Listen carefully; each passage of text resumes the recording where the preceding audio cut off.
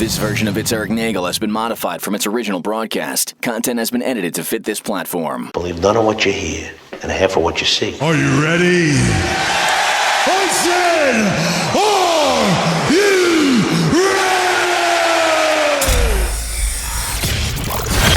ready? It's Eric Nagel. And it starts now. Ladies and gentlemen of the universe, the next voice you hear, it's Eric Nagel. Thank you, Scott Shannon. Hello, everybody. Welcome to the program. You know who I am. What you don't know is this guy over here. I think at this point they might know this guy right over here. I don't know. You should go to the third camera where nobody knows who's who. Say hello to Mary Beth. Who is that? I don't know. She's just some woman that showed up and won't leave the studio.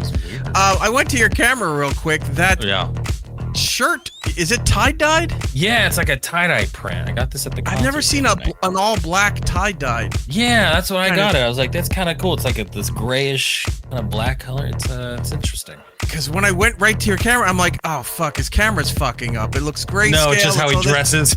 No, you look gray. Like, whatever happened to the coloring in there, you look kind of gray. Let's see. Are you sick? Are you dying? Lack of nutrients? Do you need some protein in your diet?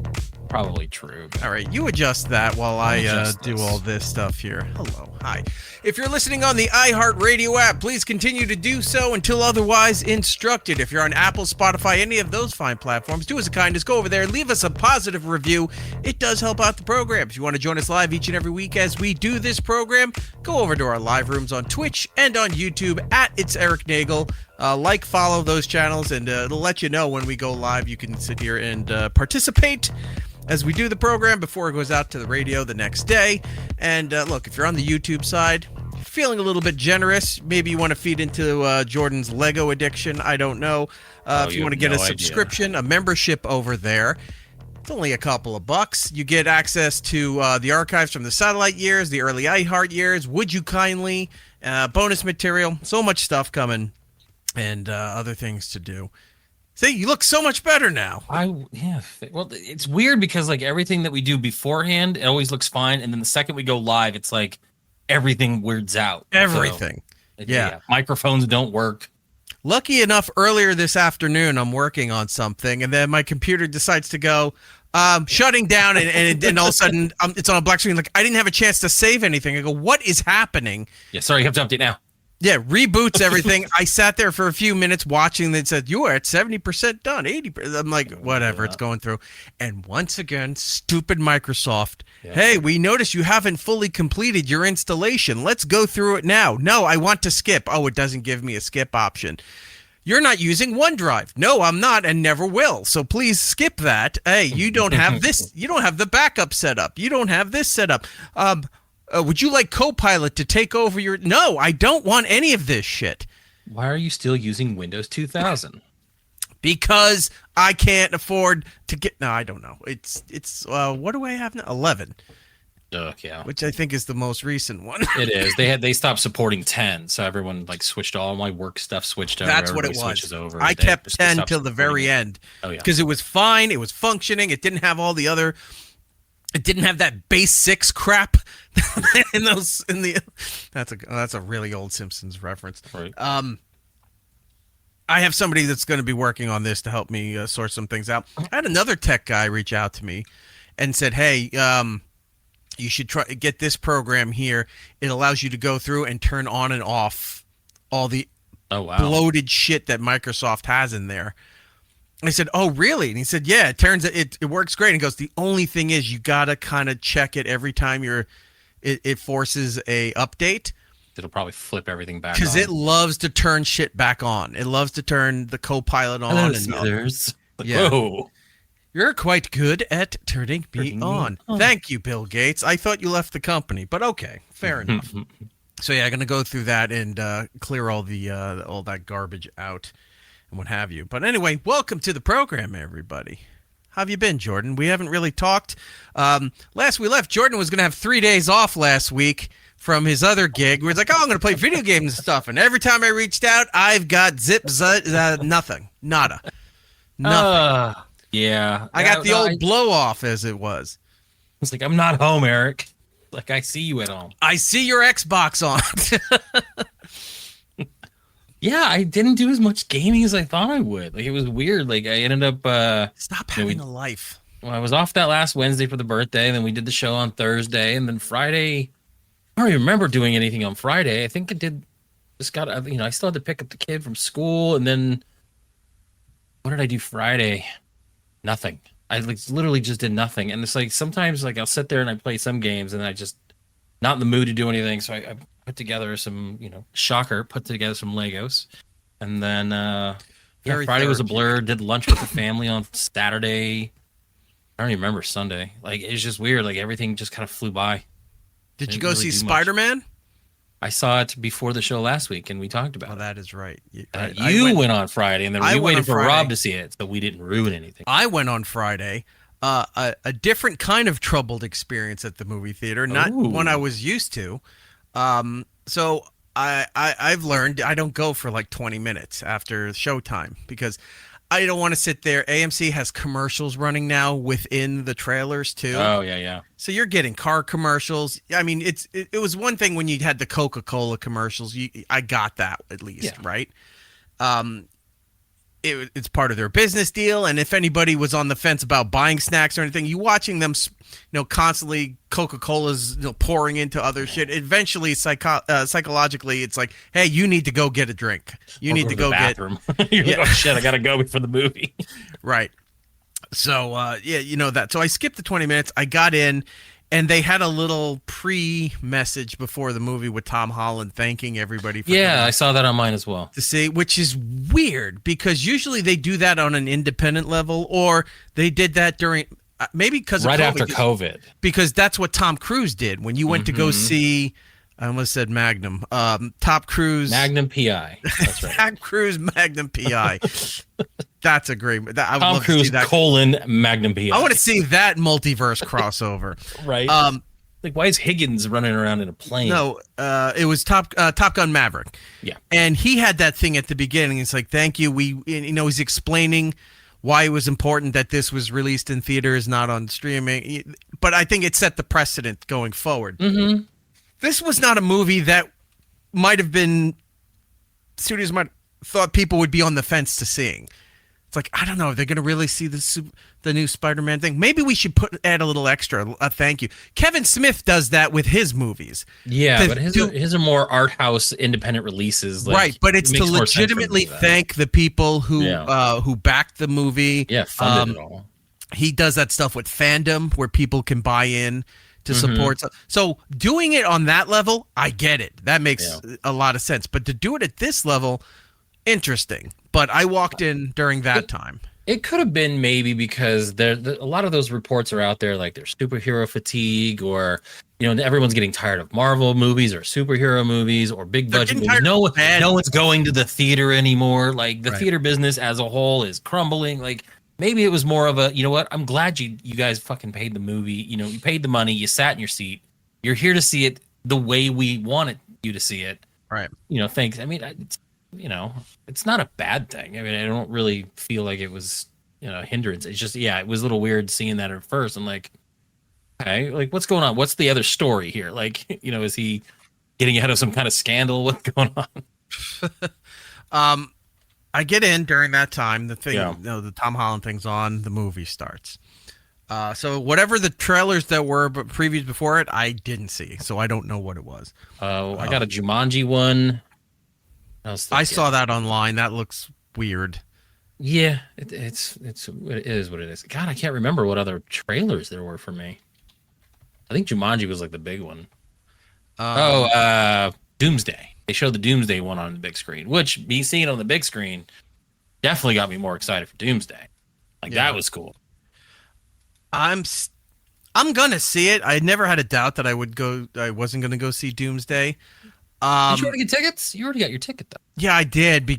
But later, remember that day? Because I didn't think it was one. I didn't. I usually am good at marking this stuff, and for some reason I lost track of when the Doomsday tickets were going on sale 6 months before the movie. Well, like I said, the IMAX for the Odyssey went on sale last summer. sold out. So I mean, I guess pre-ordering tickets to see a movie is a thing now. Yeah, the days of like, I'll get it closer to when the movie's coming out, depending on the level of the movie, are done. Yeah. You know, because as shitty as DC has been, still it's going to sell at some point to some extent. Marvel, Spider-Man sold out. I bought that the morning it opened. I was sitting there waiting to get that. Got my ticket. It was packed. They were adding more theaters at not just at the AMC I went to, but they were adding more theaters. I was seeing around. They couldn't get the trailing remnants of Supergirl out of the theaters fast enough to open it up. Corpse out of there with a giant broom to open it up to Odyssey and Spider-Man additional showings. Well, and like Jared is saying here in the chat, we covered it last week. I mean, they even extended the 70 millimeter IMAX showings for the Odyssey because it's been so. And that was supposed to be a limited run because that was a specialty novelty kind of. I still want to try to see it. And I looked out, and even for the next couple of weeks, they're still sold out. I'm like, I'm never going to see this in the 70 millimeter. It's kind of annoying. I have no desire. I mean, if someone had passes, like, hey, you want to go see it? I might go again because I've never went to that. Yeah. But I have no desire to go and see it in that. I'm watch it on my Apple Watch, like the director intended. Yes, I'm watching it.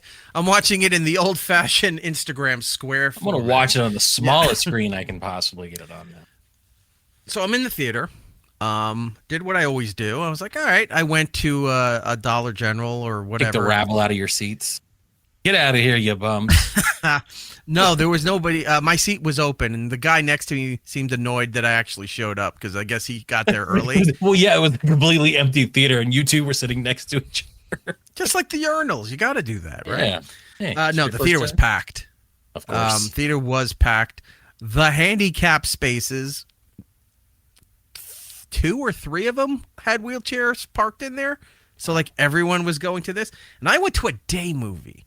Yeah. And I like going to the day movies. The earlier, the better, because most people don't. Mm-hmm. You know? Oh, yeah. I went to the Wednesday showing, the day... Well, not Wednesday, the Thursday. I went Thursday, the day of the last show. I went that afternoon, early afternoon, and it was packed. Yeah. And it wasn't technically the release day. I mean, usually movies come out Fridays. We've talked about it where, they're starting to scale back or whatever. Comes out at midnight. Not really. It comes out at like noon the day before. Like now it's going to be like every Tuesday. Mm-hmm. But yeah, I went there and it was a packed Thursday. I am starting to see, we've been talking about this for a long time, and I'm starting to see other review channels with way bigger audiences than we have are starting to come around to the fact that Friday they still say opens Friday. Friday's not the opening day anymore. No. Tuesday is usually the official movie premiere in either New York or LA or both, to get the news, it's usually when they lift embargoes too for reviews. On Wednesday the embargoes get lifted, right? Depending if the movie's good enough and they know it, they'll lift embargoes like a month before. Yeah. But the official premieres to get all the news and late night and everybody talking about the Today Show, those kind of things, talking about it is the Tuesday before it opens. Right. Wednesday the embargo stuff. Thursday usually used to be preview night. Which was what used to be midnights, and then it scaled back to like 9 o'clock because they're like, well, it's midnight on the East Coast, so it's 9 o'clock here. Yeah. Then it became like 6, and then like I went to a 1:30 showing, and it was the 4th showing of the day. It's all of Thursday, and now Wednesday's preview night. Even though they call Thursday preview day or preview whatever, Friday's the official opening. But when you go to see the official opening, it's like, yeah, but you're counting since Tuesday. Yeah. So now there's categories. The weekend box office starts Tuesday before the weekend. When you go see the breakdowns and the metric stuff for movie openings, whatever, you got previews, which is Tuesday through Thursday night. Friday, they say, is the opening day, and then you have opening weekend. Weekend box office totals and stuff like that. That's how they're breaking it all down. But Thursdays is an official opening day, even though they won't say it. Point I'm getting at is that other people with louder voices and bigger audiences are now also on board with this. It's like, just say it's, One channel said, I can't wait for the 7-day opening weekend totals and stuff. But it's just Thursday's the opening day now. It's not Fridays anymore. People don't wait.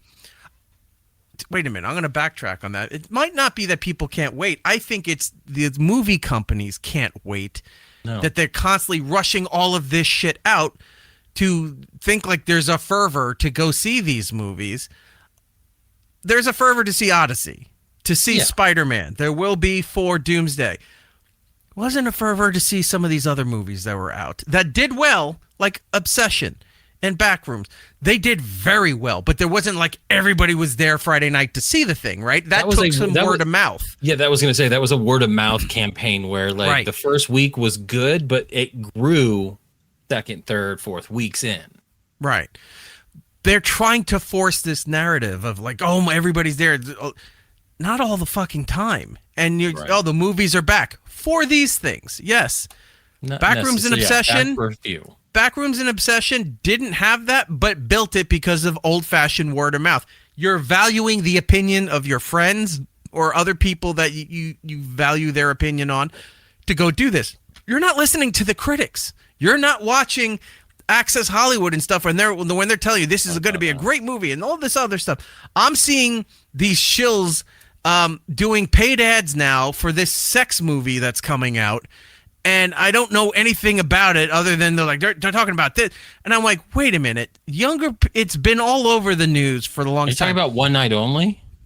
That might be it. It's something about you're only allowed to have sex one day a year. It's like The Purge, but for horny fucking assholes. Yeah. Okay. So I'm seeing these ads show up on social media, and I'm looking at the people talking about it, like they're saying, "Oh, this movie," and you're thinking that, all right, it's like their opinion. They're reviewing the thing. And then they go, "Let me tell you, this movie has got it for everyone." I'm going, "It's a sex movie. How does it have everything enough for everybody?" Or whatever she worded it. And I'm looking at them like, oh, this is a paid endorsement. All these things are paid endorsements. Under the guise they try to present it as critical opinions on the movie, they're paid endorsements. So you can't really trust it to begin with. The other thing is there's these younger ladies, I'd say in their 20s, right? That's Gen Z, right? They're in their 20s? Going into 30? Yeah, well, I think we're millennials, so Gen Z is probably like mid to late 20s, something like that. What are we? I'm the tail end of Gen X. Oh, maybe that's Gen X then. So I'm not trying to sound older. I'm just saying, No, man. It's fine, weird that somewhere between like 76 to 82, it's a hard thing for them to. It's very muddied waters. Anyway, point being, we used to see this all over the place. Legit news outlets would say Gen Z does not like sex stuff in the movies. They actually complain. They said it's unnecessary. They don't want all the... But the ads they're doing for this sex movie is all these young people, these influencers, if you want. And they're talking about, oh, it's amazing. I'm like, you're the fucking people complaining that if you saw a sex scene in a movie, you're offended and it's terrible. And I don't know what's wrong with the rest of them. But you're promoting this movie that is... Oh, here's the other slug line they're using. This movie was blacklisted by studios for years because they read the script and said, we're not putting this out. We're not putting this out because it's the same content. Bullshit when some horror movie goes, we screened this and people were throwing up in the eye. Or we couldn't even finish the movie. It was so scary. No, I couldn't even finish throwing up until the movie was over. They kept showing like the black and white, like night vision thing, and people going, oh, gross. And it's like, it's not, no, calm down. They lean over. The same marketing shit. They lean over to that one guy, Jay, you're getting the lines mixed up. I couldn't stop. It's like, I couldn't finish throwing up until the movie was over. It's like, what? All right. We're not all one-upping each other. We're not all one-upping each other here to see who can have, I literally crapped my pants at how good this. Yeah, so that One Night Only movie has ads everywhere and what have you. Getting like 40%, like 49% on Rotten Tomatoes. It's not good. You can't believe that stuff anyway. No, I don't. But if where was I going with this? So, back to the Spider-Man, the opening days and all this other shit. Spider-Man did it almost broke $1 billion its opening weekend. It broke $1 billion in opening week. Opening weekend, it broke $1 billion. the thing I read on Hollywood Reporter said $930 million for opening weekend. Maybe they scaled it back then, and I'm wondering if they maybe scaled it back and didn't count. Like they said it was the second days. largest opening weekend behind not Doomsday, Endgame, which was 1 billion, and this was 930 million. Well, it's already hit. Its first week might have broken maybe a billion, or maybe Monday it broke $1 billion. But Right. the opening weekend they were touting that it was like 930 million. So the movie's doing fantastic. It's almost making its money back completely. Well, it's hit $500 million domestically in this first week. Right. $500 million. Like most movies, like Supergirl, I think grossed 150 million total. Like that's sad. Wow. Yeah, I'm looking up the numbers. We'll get the full review, but yeah, it's. I think wild. I may have found the ad that I because right, so and comment. I've gotten to the point now where I'm just the guy who's posting in there, not screaming. I'm just saying this isn't good or this is terrible. Well, everyone, because you can see rows of people doing the same heart icons and smiley faces, and like, I can't wait to see this. I can't wait to buy. You know, it's all botted. You got to scroll down a couple pages before you get to the actual stuff where you go, okay. Spider-Man 2 Brand New Day worldwide right now is at 1 billion, like over $1 billion, 1.18 billion. Right. Domestic, it's just over 500,000. The next movie that's been that high up this year is Toy Story 5, followed by Michael, Super Mario Galaxy movie, and then the Odyssey hasn't even broke $1 billion worldwide. Oh, geez. And that movie, people were falling all over them. The Odyssey hasn't broken Hasn't even broke $1 billion yet. It's like at 939. Wow. Like Spider-Man in one weekend made more money than the Odyssey so far in its run of like 3-4 weeks. Wild. It'll get there. But you know, superhero fatigue, everybody. Yeah. Okay. Supergirl has ended its theatrical run officially at $125 million. Yeah, it was a disaster. Wow. That probably lost I would guarantee $200 million. Oof. That is rough. I found the video for one night only. And I got to tell you what happened to me in the theater at Spider-Man. Did you like the movie? I did. I really enjoyed the movie. There's some issues, but overall I enjoyed the movie. I had a good time watching the movie.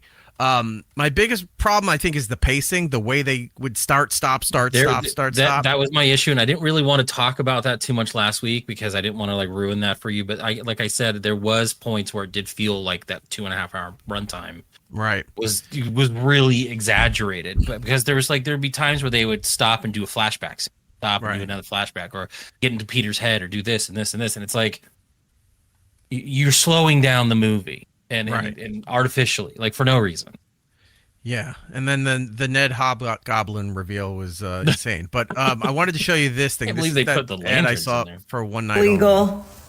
One night a year, they lift a ban. That is the whole movie, the whole premise of One Night Only from Will Gluck, who is the guy who gave us Anyone But You and Easy A. And this script for this film. See, now it's designed I liked Easy A, but I don't fucking care about any of this shit. God. Yeah, but the point being, see how it's designed where they do the shitty green screen stuff. Yeah, they over the where it's made to look like, oh, guys, I just went and saw this, or I'm going to see this, it's like that. Yeah. But then you just listen to the way she starts talking a little while, and you go, oh fuck, she's paid for this thing. I used to have a fish that looked like her. And number one. Used to suck on the side of the glass. Yeah, the one that would clean the bottom. Yeah. On the blacklist in 2024, meaning that every studio in town read it and basically lost their minds.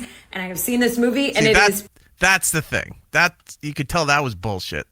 But there's another. No part one here. cares about this shit. There's been like if Terrifier can get made, this fucking dumbass movie with this stupid like purge premise was not being blacklisted. Go fuck yourself.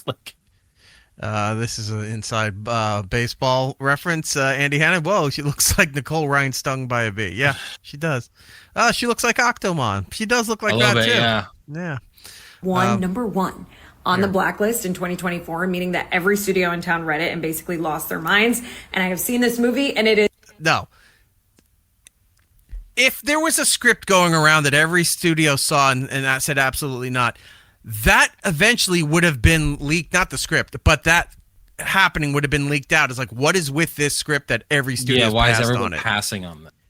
If they lost their minds. There's studios that read something and go, yeah, we're not doing this, and it's not that big a deal. But if it's every studio that's passed, the studios aren't passing scripts around to each other. Unless they're bartering for something else. It's like, we'll give you the rights to this and this that we own here if you give us that or whatever. That's the only way that happens. It's not like, hey, let me call Jim over at Universal there. Jim, you got to read this script. We passed on it, but this thing's insane. They don't talk like that. They don't do that. No. Is so sexy, Monica. Okay. I hate this because food influencers do this too. When they're doing their narration, but they're sitting there eating, they do that chef's kiss thing. Fuck them and fuck the chefs that were doing the chef's kiss originally. It's a stupid concept. This movie, and it is so sexy. Monica Barbaro and Callum Turner are basically these two strangers in New York City. They have 12 hours to figure out who they want to, have sex with. Chaos just ensues. I mean, can you imagine? Ensues. Everything ensues. Comedy ensues. Hilarity ensues. Violent ensues. Yeah, all of that. If you were in New York City and sex was illegal, and then for 12 hours you could have sex with whoever you wanted. What I love about this film is that it's not sci-fi, it's not dystopian, it's just New York with like this one extra rule, which somehow makes it like the most accurate movie about modern dating that I have seen in years. What?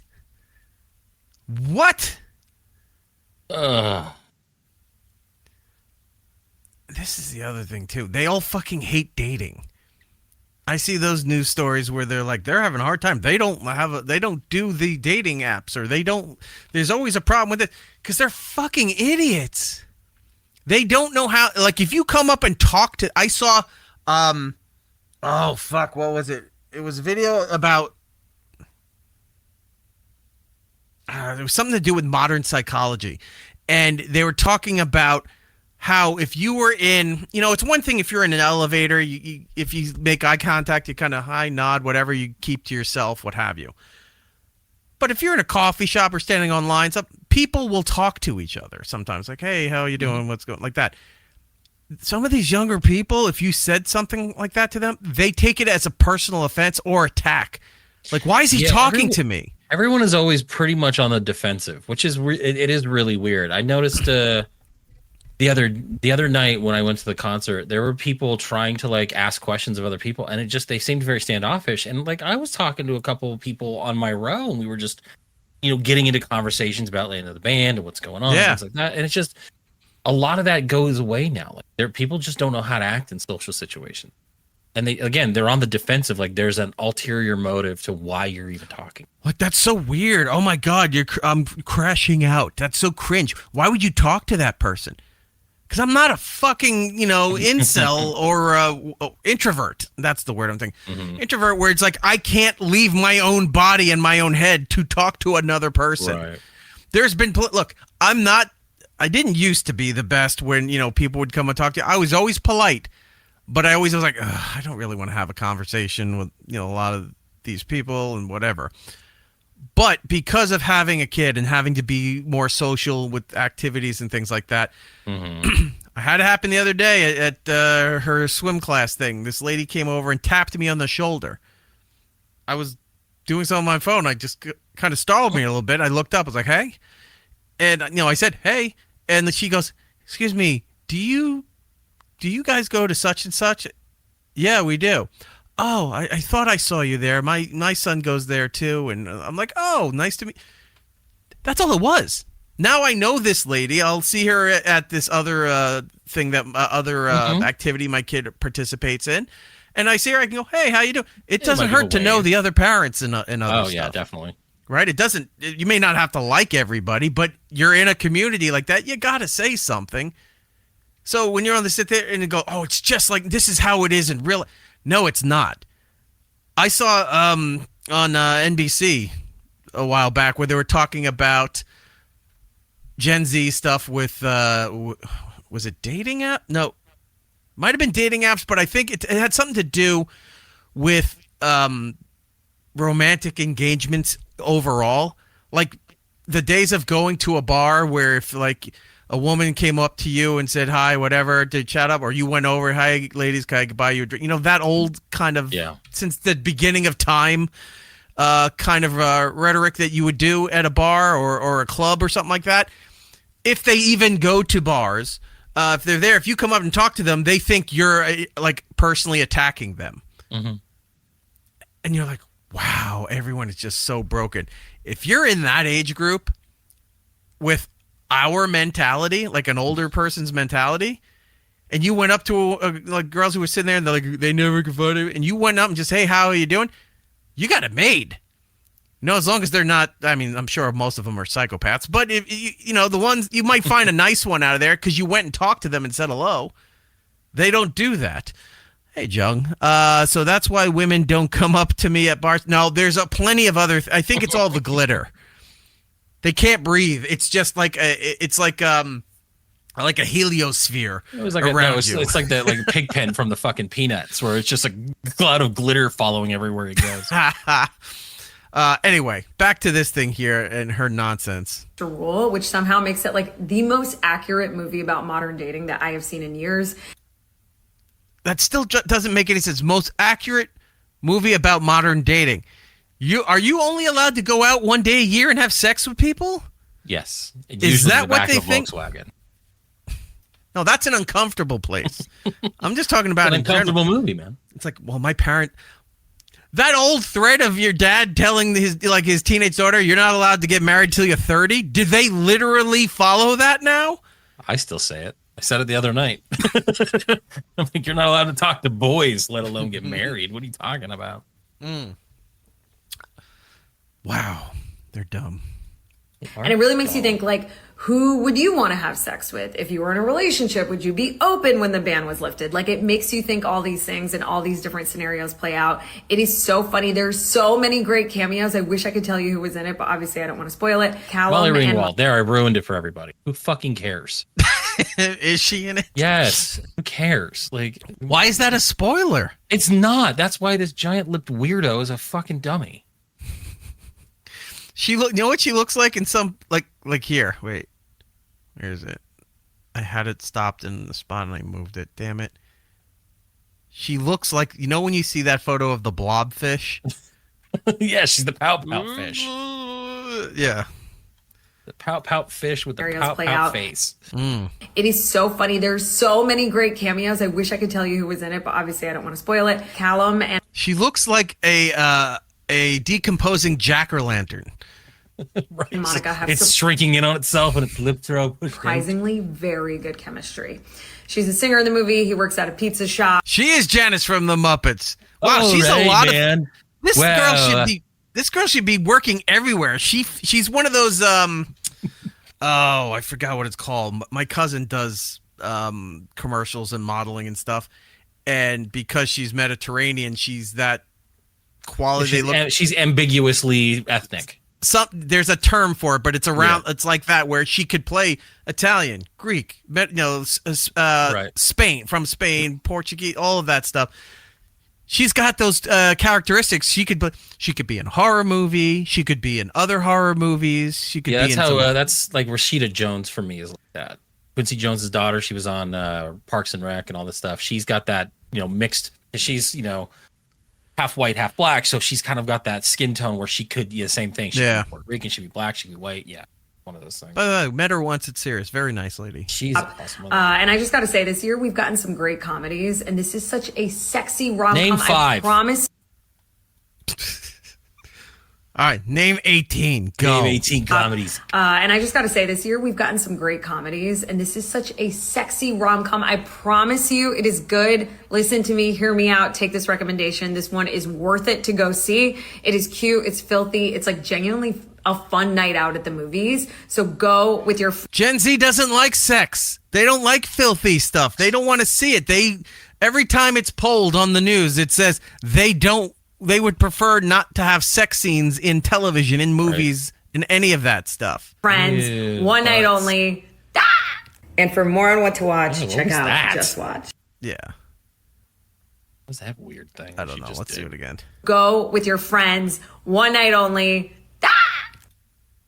We should pull Well, that. I was on the fence until that last part, and then I was like, you know what? You're right. I should go see this.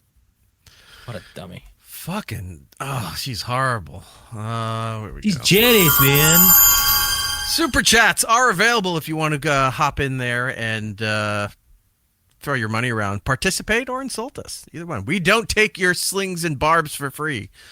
Thompson Trevor in the chat there, $5. Thank you, sir. You can still approach random young people on the street to ask questions, but you better be filming content. Oh. Yeah, So they you only can't want to go- be featured in something. So you can't go up.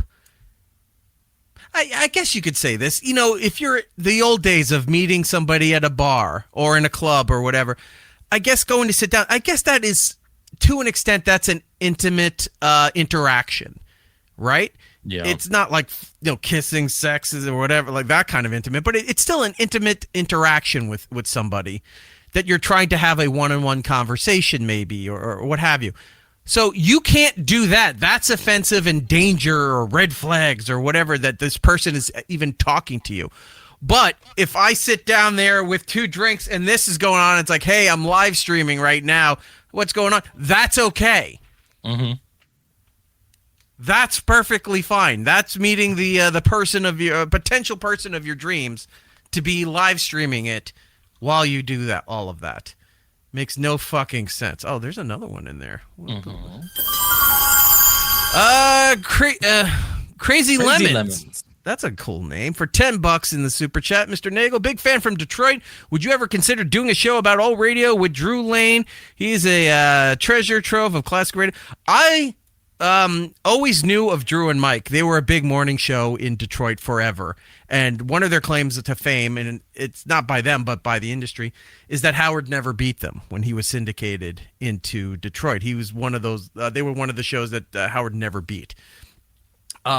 Legacy show was, and then Mike left, and then Mike died. Mike passed away. Mm-hmm. And Drew kept, because he's Drew, he kept doing Drew and Mike the podcast till the radio show was removed from the radio because of budget cuts and what have you. So he transitioned into podcast stuff and brought almost all the audience with him, which is a fantastic feat to be able to do. Then there were issues with Mike's widow down the line where she's like, well, I want money.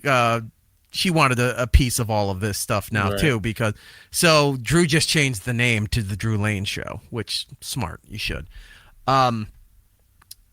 Drew Lane Show, I discovered through Carl. He's friends with Carl from WATP.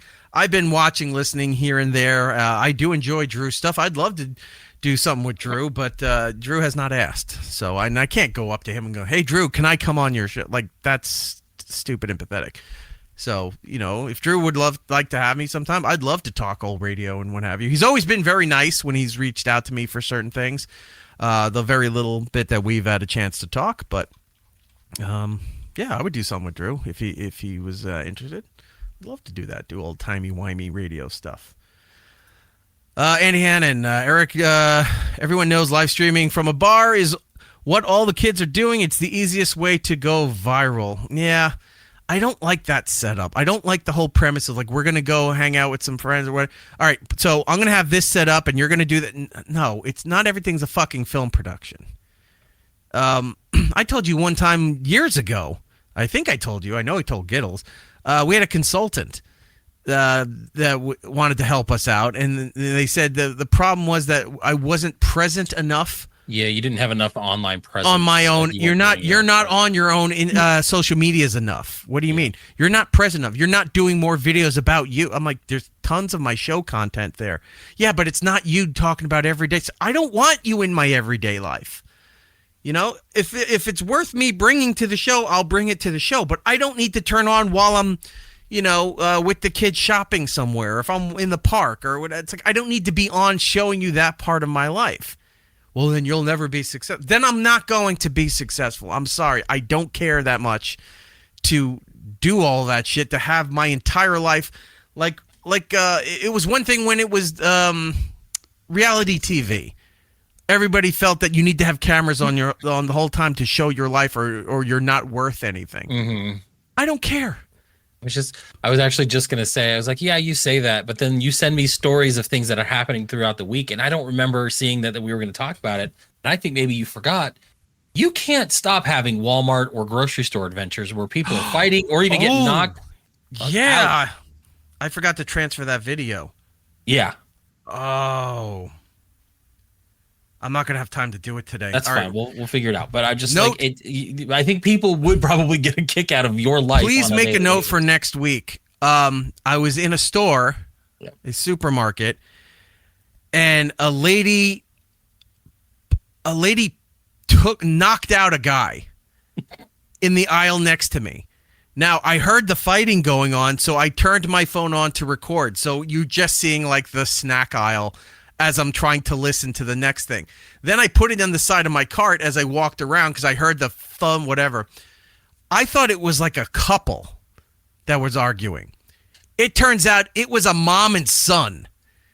And the son was losing his shit, knocked over a giant display of... they're not energy drink. They're like the coffee in the can. Yeah.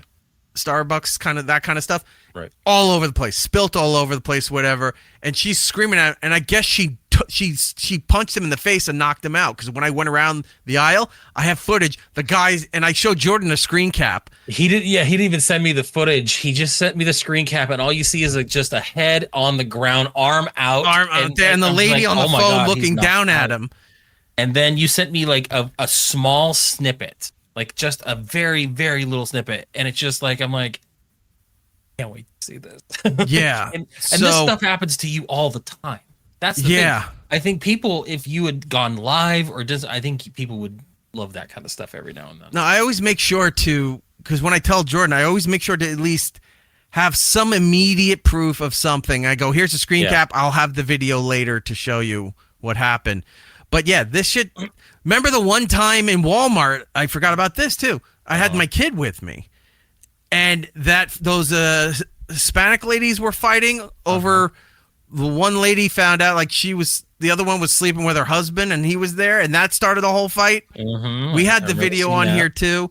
Yep. That guy that tried to come up to talk to me, why I got I forgot what it was. Either you had accidentally cut him off, or you weren't going fast enough to turn into the parking lot of whatever grocery store you were going into, and he was being an asshole about it, and he tried to zip by you into traffic. So when he finally parked, he came up to you as you were grabbing your cart, and you had your phone, and you were just recording the entire situation, and he was trying to, come up on you all tough. Yeah. And you were just like, what the fuck, man? And then he just kind of backed off of it.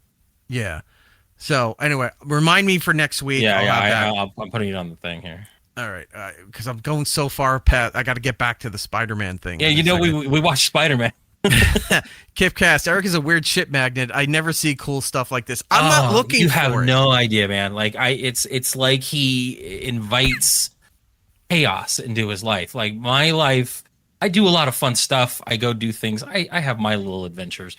But I think every time he leaves the house, it's like, all right, well, let's see what's going to happen today. And then he skips off into the sunset, and then chaos ensues. It's wild. Like every time you leave or go somewhere, I can't wait to find out what happened. Because I put it sideways. I didn't know what my phone was recording. Mm-hmm. So I kept trying to turn around. When there was dialogue, the cops showed up.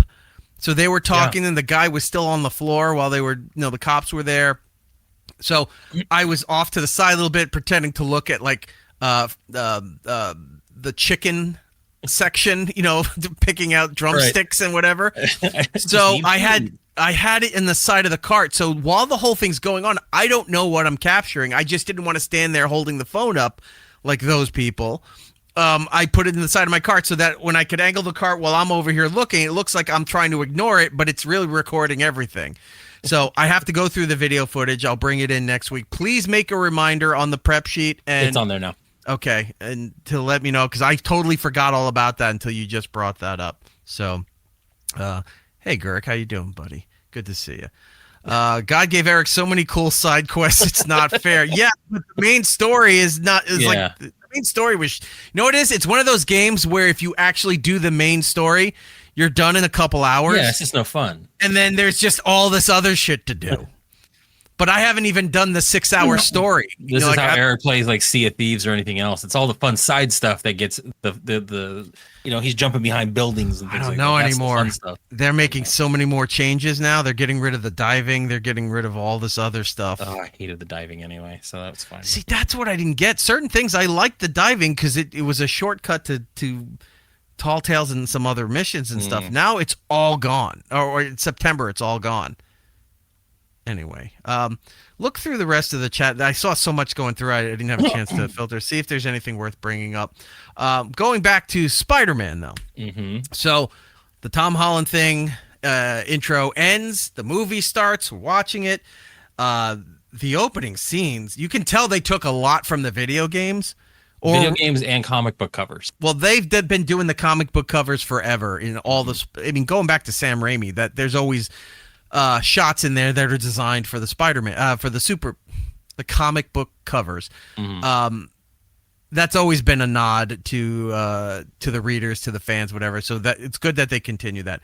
But that one shot where he's just looking at his phone and then the camera just tilts around and he's upside down on the girder, like that. Amazing stuff. The fight scenes, all swinging through the city, all of that stuff, fantastic. Get into the movie in a second. I started to notice periodically something was starting to smell in the theater, right? And I'm sitting there and I go, what is that smell? I can't figure it out. By the third time it came up in the movie, I'm like, that's BO. Did you go to the 4DX version where everything smells and it was like trying to get that feel of New York into there? So you're really swinging around with Spider-Man. It's just, they're just pumping in the gutters. They're pumping in hot garbage baking on the streets. That's what you're smelling. No. So it wasn't that often, but periodically I'm like, what the fuck? It's the lady next to me. Oh, it's the worst. And it's the kind of BO where you're like, oh my God. And when you go like that, it's stuck in your mouth. That's weird because the guy next to me during my showing was the same way. He smelled like sweat. And it sucks because here in Arizona, I mean, you leave your car, you're going to have to get a change of clothes between here and the 50 feet to the theater. Like, it's just that hot. And he was pretty bad too. So I'm smelling this. I'm like, and I'm getting so I'm constantly trying to, I think that was one of the rare times, even though that movie was like, what, 2.5 hours, 2:45, that I went to go back to the Coca-Cola Freestyle to refill the large drink because I was constantly trying to get that taste out of my mouth. At one point, I noticed the guy next to me, and he was going like this a little bit, and I leaned over and I tapped him a little bit, and he looked at me. I went like that, and he kind of looked over, and he's like, oh, because I saw his face, and I didn't want him thinking it was me, Like this. So I'm going like that. So, I pointed that out real quick, but yeah, she stunk. And she was only there by herself, and everything was sold out, so it's not like she could have sat another seat away. She sat, and she got the seat right next to me. Yeah, that was not pleasant. Besides that, no other problems in the theater for once. Nothing. No one being too loud, no one talking. No. People cheering at the right spots. Like there was not. It wasn't like a nighttime. Cheered during mine. Because you're right. There's those moments, especially like Endgame or like Infinity War, where something big happens and everyone's like, "Yeah, cheering." I don't think I got any of that. I did. You got the occasional laugh or chuckle, but I got it. It was pretty on point too. I'll tell you where people were really excited. The first time seeing the Punisher driving the tank. Yeah. And when he shot the webs on his mouth, because we knew it was going to be PG-13 Punisher for this thing there. And then all of a sudden he shot the thing over the gun, and then people were pulls out the next gun. They were laughing, applauding thing. When the Hulk was fighting Punisher and Spider-Man. It was awesome. There's very, very minor spoilers. There's a part where it's just in the fight where he's kicking the shit out of Spider-Man. People are, and it's not because Spider-Man, whatever. It's that we got the fucking Hulk back. We got the Hulk back. Yeah, it wasn't fucking smart Hulk. It wasn't dumbed down Hulk. It wasn't douchebag Mark Ruffalo's. Oh, I can't control him, guy. It was like the thing's gone, and it looked the Hulk, even though it had a little bit of his face. It looked like the Eric Bana Hulk, the face a little bit, dark black hair, and towering, and just throwing everything everywhere. People were like, seeing the Hulk's fuck shit up. Yeah, that was people really fun. were cheering about it, and I was one of them because we haven't seen that in forever. When was we haven't seen that since first Avengers. Not even that. I think we saw that level of just raw intensity from like Thor when he was with the in the arena and fighting. It was like kind of World War Hulk. Like we saw that, but then after that, he got his ass beat by Thanos and then stopped being the Hulk. It just wasn't the same. And after that, it hasn't been the same. But I know I almost said Mark Buffalo. You're right, Andy. I caught myself when I'm doing it. I will say this. No problems where Dr. Banner wound up. None. I'm like, good. Keep him there and have them figure out how to get rid of that part of the Hulk and just have him be a fucking problem. Yeah. Because you saw him jump through a building, swing around, and then jump back through another hole in the building.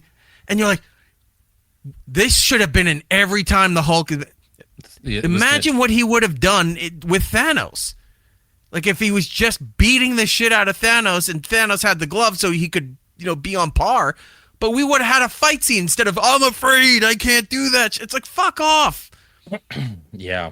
I very much enjoyed that part, especially because of like the way the Punisher ended up and like he came in just guns a-blazing and, it was just one of those things. And there was a throwaway line that I thought was really funny where it's like, Spider-Man, they come up with a plan, and he's like, "I'll go take care of this if you want to, take care of that." And Spider-Man goes, "You just don't want to fight the Hulk," and he looks at him and goes, "No." Yeah, nobody does. You know what? I completely believe that reaction. Like I wouldn't want to either. But here's the thing: they're setting it up for Battle World with Secret Wars. Secret Wars, yeah. Because I don't know how much, if at all, we're going to see the Hulk in Doomsday. But if we'll see him at all, really, that's what I'm thinking. I don't think he's going to be much in Doomsday. We might see Bruce Banner, like before the events of Spider-Man, that kind of thing.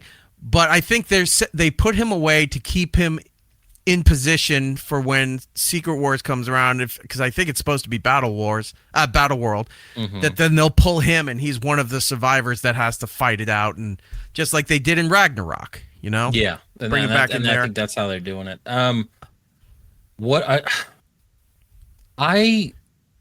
It's weird that these movies, the Spider-Man movies, have never had a real true villain. Like, you know what I mean? Like this movie, the antagonist, who I'm not going to spoil it for anybody, wasn't. Oh, they really did on the premiere carpet. I know. As Rob likes to say, I spoiled the movie. I didn't spoil shit. You know what I mean? Like it wasn't like a real true villain. It was, this is not this. The motivations are different than you thought, and then there's this. Yeah. There were times in this movie where they're really leaning into the loneliness that he's feeling. Like I did get emotional. Like. But that's what Spider-Man always was. Right, and that's why I think they made this so ground level contained. It wasn't like, this is Spider-Man off in space fighting this or this and this. They made it street level. It makes sense that he knows the Punisher because this Punisher is a street level, anti-hero. It makes sense that he knows Yelena and has to deal with the new Avengers because they're this. And they did an amazing thing because everyone from start to finish, especially when it became the Avengers always doing everything. Well, why aren't the Avengers helping out? Why aren't this? Why don't we have these superheroes coming and cleaning this mess up? And she basically said, we take care of the big stuff, the big potato stuff. You can take care of the little potato. And this is little potatoes. Spider-Man is bigger than them. But I'm just saying, like, it made sense to ground it and I know, say, but here's another problem with that. Then they're ignoring everything that was going on with with Fisk being the mayor.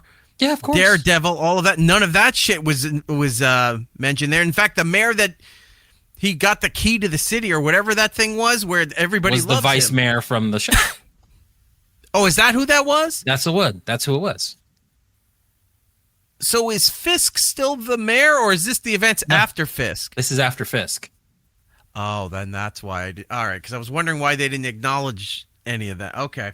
All right, so she's the So she's She's acting like the mayor. acting mayor, either acting mayor or she was voted in. I'm sure she's just acting mayor at this point. Okay. All right. That makes sense.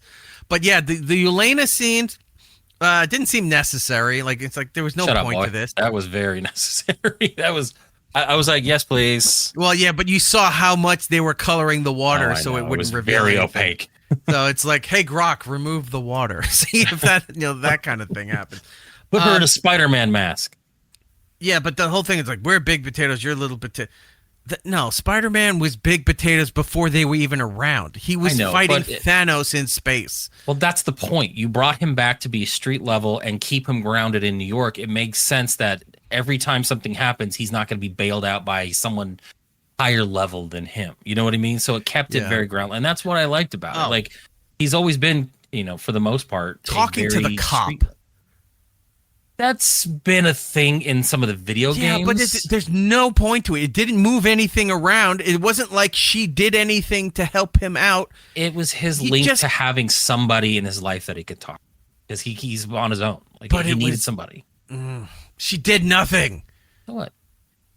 And everywhere she was with her kids. Why are her kids with her in every... Whatever.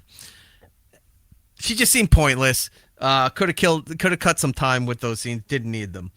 The problem I had with the movie is the pacing. The pacing it slowed down a lot. Was fucking terrible because you were getting like, oh, this is great, everything, and then all of a sudden there's a giant chunk of, oh, he's at a party, he's funny. Enough with the MJ stuff. Enough.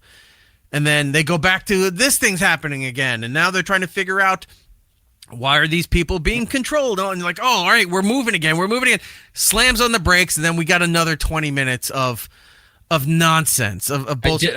I'm not even talking about the slow down part where he's going through the changes and that kind of thing. I get that. It leads to other things down the line in the movie and the future. But then the villain thing comes in. And that whole thing was drawn out because you had an ending at one point. Mm-hmm. The Hulk goes off here. They've got this person here. And that could have been the ending. But no, then it goes even further. The other problem is that what they did, they took a page from Wonder Woman 1984. The possession of people against their will, but it's okay kind of thing. But they addressed it. Like, they addressed it in this movie more than they would have ever done in Wonder Woman. Oh, because Wonder Woman was flat out. No, she straight up, she got him. And then she waves to the guy at the end, and he's just like, huh? Like, hey, I've seen you. Yeah. No, they addressed that when, Spider-Man kissed MJ and he had that moment where he feels like they finally reconnected. That was sad. That was very sad. And then later when they were having their conversation, he admitted that happened. So, I mean, he felt bad that it happened because he realized there was no autonomy. It was like the opposite of obsession. He knew she wasn't in control after the fact and felt bad about it and addressed it. Wonder Woman was just out having sex. Right. So, but he felt bad, but at the end was let off pretty much scot-free. From what? It was a kiss. I felt more bad about the helicopter pilot that was just dangling from the helicopter. I'm sure that man is dead. Well, yes, that. And then the guy that stepped in front of the cab. I'm like, by the way, could you tell that they were trying to aim for the global audience because everything was in kilometers? Oh yeah, it's like it's a 1 kilometer. When the thing was happening and that thought bubble was expanding, and it's like, oh, it's a 1 kilometer perimeter kind of thing. Yeah, and you're like, oh, okay, they're really pushing to try to get Europe on board with this. So you have that happening. Although there's a lot of people who I'm sure died during that particular car crashes, helicopter crashes. Yeah. I really dug the body jumping sequences where it was like this and this. It felt very like, remember that movie Fallen? Like Tag almost. Oh yeah, or like that movie Fallen where the thing can jump into bodies by touching. It felt very cool that was her mode of travel mentally. Like it was very well done. It wasn't CGI. Like I watched them behind the scenes of the people doing that sort of thing. So it was like them rehearsing how their body would move if they were like it was like being hit by a car from behind, even though there was nothing hitting you. So I love the practicality of this movie because the web swinging felt very natural. Even in some of the more CGI version of it, it still felt like that could be a thing. It felt very much like the video game. If you've played through, I mean, I know you haven't really done it. I haven't. I bought it. Them. I have it for Steam. But, yeah. By the way, somebody told me buy the original. Don't buy the remastered. Buy the original one is the better version. The remastered version has a different face model for Peter Parker. Like they made him look more Tom Hollandish. And unfortunately, after playing through it with the non-edits, it felt weird because now he looks younger than Miles Morales. And it just felt very awkward.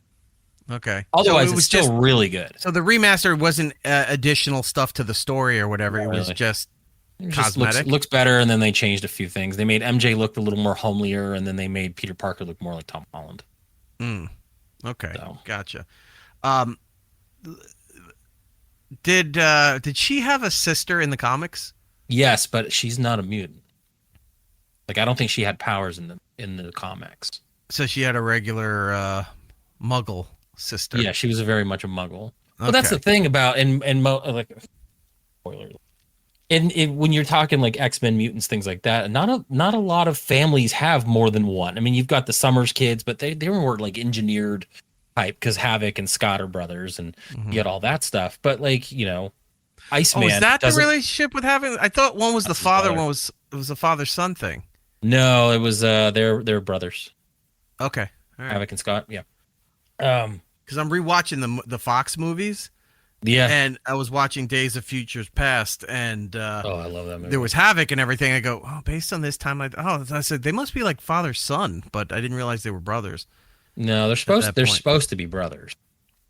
Okay. At least in the comics. I think the timeline in the Fox movies made it seem like he's a father figure, but he's not. Gotcha. Weird. Anyway, but yeah, like so it felt weird.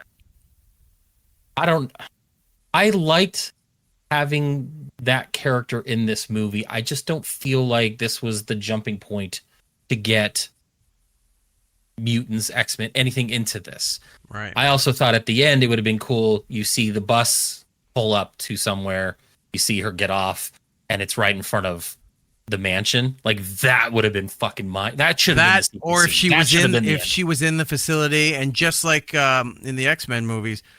When Magneto was at that conference and he walked away and you just see the wheel pull up into the side like that. If that's all it was and you heard that music cue or whatever, that's all you needed. But she's just on a bus on the Hudson River line in a New York state of mind, just traveling out from the city. No consequences, no nothing. She just tried to kill millions of people.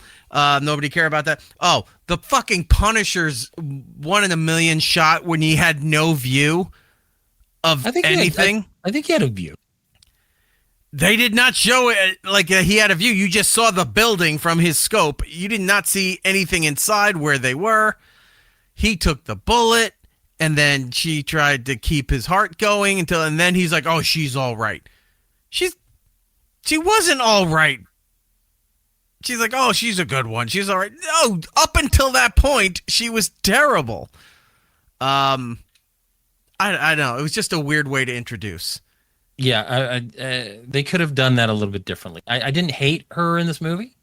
I just feel like you had, things like Scorpion. You had other villains that you could have done.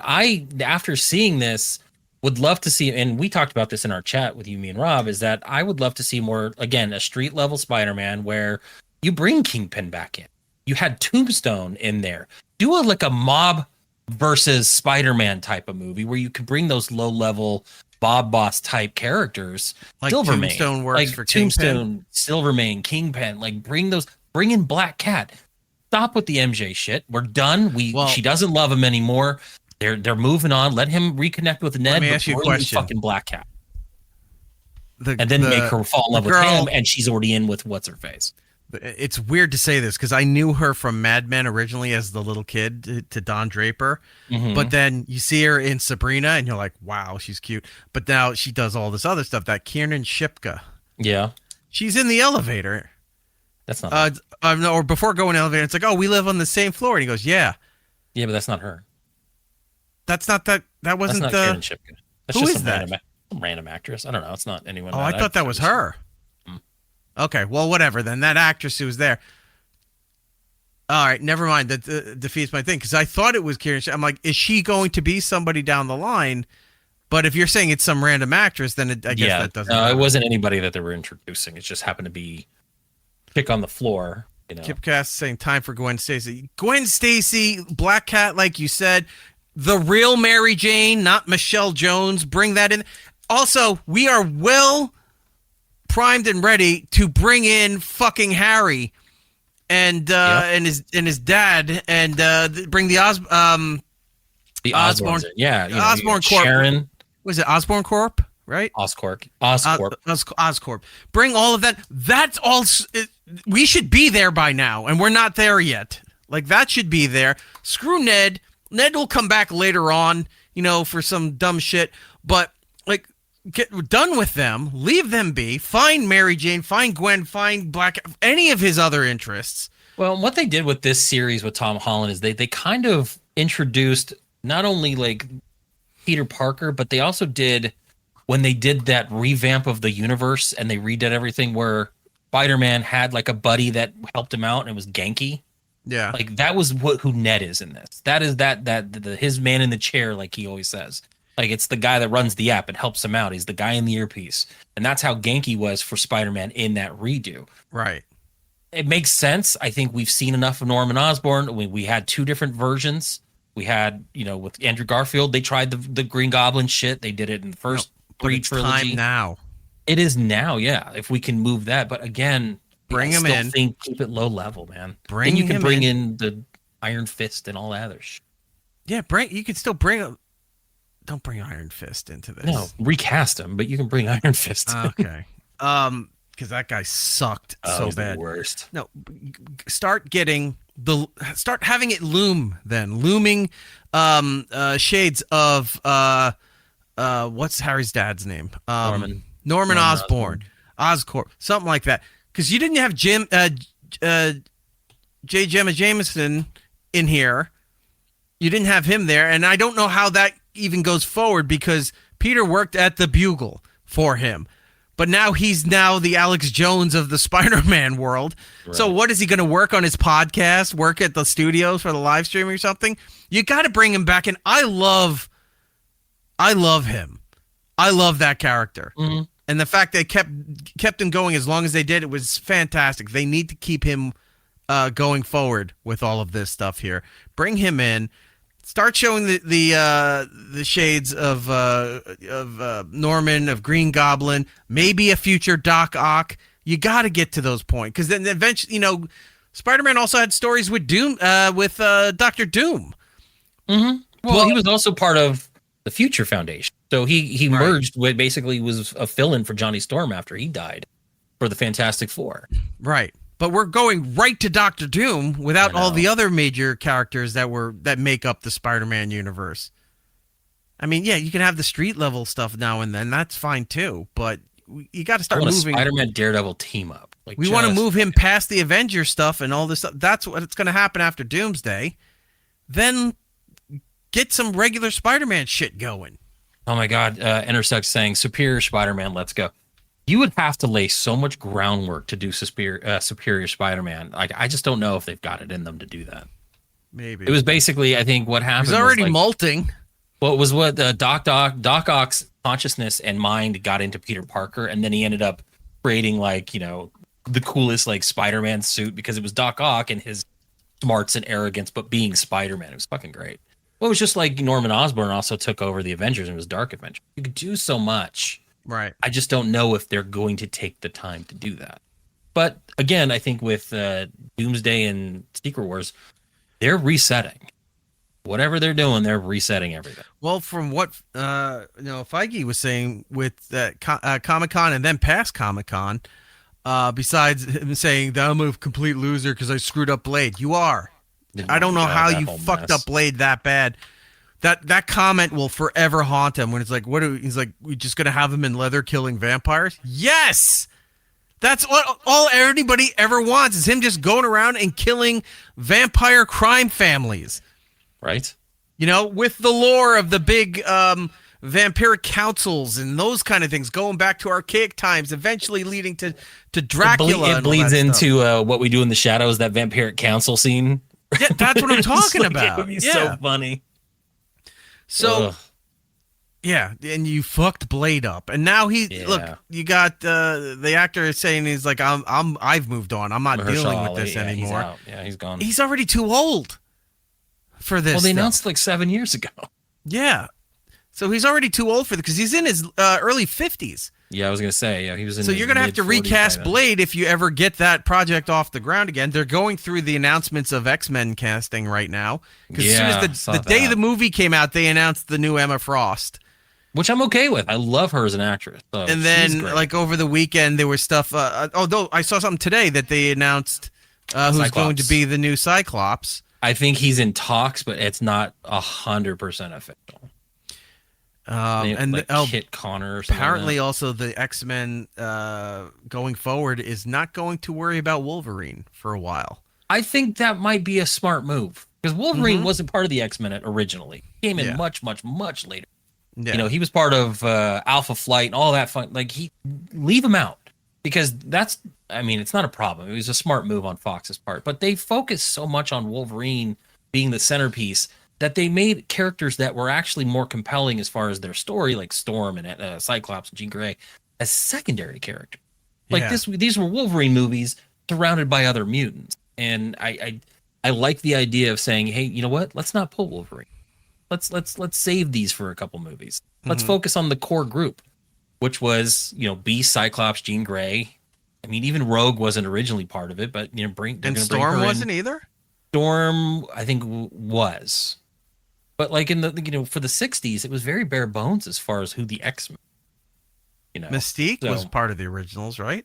No, she was a villain. She's always been a villain. That's what I'm saying. The original X-Men stuff. Yeah, like she was one of the 70s or 80s, something around there. Oh, so she came later too. I think she came a little bit later because it was Magneto's been there since. Yeah, Magneto's like day one. Yeah. All right. Well, we'll see what they're going to do with all that stuff. I wanted to show this, and then we got to move on. We just did an hour on Spider-Man. We got to move on to other things. When I was talking about that lady with the BO. Yeah, in the studio right there. Did you see about this movie theater in Australia that had to be evacuated? I saw a quick little blurb of it, but I didn't read into it and I didn't watch any videos because I figured we might talk about it. Okay. So anyway, here it is. Movie theater showing Spider-Man Brand New Day in Cartagena, Colombia, evacuated after somebody ripped the most heinous fart. Here's what went down. Everyone was enjoying the movie when someone released a villainous fart. Apparently, the odor was so bad, the audience cleared out of the theater. You even see Spider-Man himself, just a cosplayer, left the theater as well. Wait, you could what? See the people who evacuated in the hallway covering their faces. By the way, pause it real quick. Yeah. That fucking Spider-Man is ripped. He's too big to be Spider-Man. The size of that man's arms? Yeah. Look at that fucking Spider-Man. He's too big. Like, he's a Captain America. That is not Spider-Man. That is Hulk. That is Captain America. That is not Spider-Man needs to be thin. That guy can rip your head off. Yeah, you can't be muscular in tone and fly through the air in the greatest of ease while swinging around Manhattan. Giant ass and giant fucking biceps. You can see the people who evacuated in the hallway covering their faces and making some disgusted expressions, maybe. Guests were reportedly able to finish the film, but did not stay through the credits. I'm so curious what you guys would do in this situation. Are you such a big Spider-Man fan that you will sit through this fart-filled theater? Or are you up and out of there? The news, everybody. Up and at them. I love how they always put this as like, I'm curious to your thoughts of that. You're not. They just want you to think, oh, they want to know, so I'll comment. Because any engagement counts for all that shit. If you don't respond to it, that really shows them it's like no one gave a shit about what you're talking about. But yeah. So somebody farted really heinously in the theater and cleared the theater. That's awesome. Like, it was so bad they had to clean them. Ugh. Okay, so I was getting corrected, which is fine. Yes, I agree. Storm was not part of X-Men. I think she came like 10 years later. Okay. So X-Men was like early 60s, 63, 64. But he's right. Beast, Cyclops, Angel, Iceman, and Marvel Girl, who ended up being Jean Grey. Angel was of Warren Worthington. It wasn't until the Apocalypse shit that he became Archangel, which is like one of my favorite characters. Right. But yeah. Well, we'll see what's to come. We've got Doomsday in December, and then I don't know how they're pulling this off. Secret Wars a year from now. Yeah, that's it too. Like they're not doing anything in between. They've canceled shows. They're not putting out anything. I have been hearing that Disney's probably going to start shying away from doing any scripted TV superhero stuff. Like they're just not going to do it anymore. And I think Wonder Man was that linchpin in that. They're just like, let's cancel this and let's not announce any more. Now, what if it wins the Emmy? I hope it. It's not. It's nominated for supporting actor or actor. Something. I think it's actor. I think he's supporting, and I don't know if Ben Kingsley was got a nomination. But they're nominated for an award. If they win the award, then what do? Do they have to reverse course and go? All right, we got to put a second season out. It won the Emmy. No, I don't think they do. That would be worse. I think overall. I think they let it happen. He wins, and then they just don't acknowledge it. I know what they'll do is they'll put branding all over it and they'll put it on the front page and say, come check out Wonder Man, Emmy nominated, Emmy winning, whatever. They like to do that shit, but they will, they won't acknowledge it. I mean, you look at Netflix and I go on there and I saw Chaos was up on the thing saying, if you like this kind of story, come see Chaos. I'm like, fuck you guys. You guys canceled it. Don't put this on my front page. I loved Chaos. And you guys canceled it. Now you're trying a month after it came out. Oh, it was so good too. They suck. I think they'll brand themselves with it, but they won't. I'll show you this then. I'll weave this into it. Our old pal Julian Cross. You remember him? He's the guy who stands out in the field and then pontificates on what's wrong with people. I like that guy. Well, he wants to know what's going on with the streaming services. Office back on Netflix. Why do I have 900 fucking damn subscription services? Everything costs $19.99 a month, and then the moment you sign up for it, the next month you get a news article that says they're going up to $39.99 a month. Back in the day we used to own media. You used to own the music you listen to. You'd own the movies you'd watch. You'd own them. That meant that you could watch them whatever the fuck you felt like. Can't nobody take them down. Can't nobody remove them. I'm tired of a fucking subscription. I don't want to subscribe to your app or to your service or to your damn program. Give me the program. I want to watch the shit. And then they got the nerve to give you a subscription for an ads tier. What the fuck is that? Why am I paying you to see an ad? You're getting paid twice, you greedy bastard. It's egregious. I don't want to pay for 95 subscription services. Back in the day, you had one bundle. It would be cable, Time Warner, and you pay one bill. $80 a month, $40 a month, that'd be it. Get 40 channels. Yeah, it wasn't a damn thing on, but that's all you had to pay for. Now you pay $40 a week to watch nothing, to listen to nothing. What are they doing with all the money? They cut off the program halfway through. I was watching Lord of the Rings, and the movie ended before they even made it to Mount Doom. Gandalf gave the nigga the ring and it shut off right then and there. Talking about you're not in the right household. Netflix, suck my dick. I paid for this damn profile. If I want a nigga in Afghanistan to watch that shit, I'm giving him my damn password. Fuck you. I don't give a shit talking about if you're not in the same household, you can't share passwords. Nigga, it's hard out here. There's niggas that live at the bus stop. If he want to watch fucking Grey's Anatomy, I'm giving him the passcode. Got the nerve to be charging me and taking all the programming off. Dong dong. Ain't a damn thing on. Dong dong. Cut this shit off. Dong dong. Bullshit. Dong dong. So tired of Netflix and Hulu and HBO Max and Spotify and Apple Music and YouTube Premium. Fuck y'all. All y'all want to do is suck up all the available money and draw up all the creativity so ain't shit left behind when you old greedy bastards die. Fuck you motherfuckers. I can't stand y'all. Netflix started off as a decent service. You paid for them to ship you a DVD in the mail, so you didn't have to take your lazy ass down to Blockbuster. And now Netflix got the nerve to be making movies and television shows and taking $39.95 of a month out of my pocket for nothing. Spotify be taking albums and music off and got the nerve to say it's a licensing program failure or it's a publishing issue. You bought the album. It didn't matter if Sony gave up on Michael Jackson. It didn't matter if Prince stabbed a nigga in the alleyway. You kept the album. I could listen to the music while the nigga was in jail. Now if Spotify don't like you, they take your shit down. Matter of fact, now that I think about it, what the fuck are these streaming programs paying these fucking artists and creatives? You paying a nigga 0.00003% of a penny? How are you paying me in the concept of money? Give me what I'm earned. What the fuck are these bugs doing to me?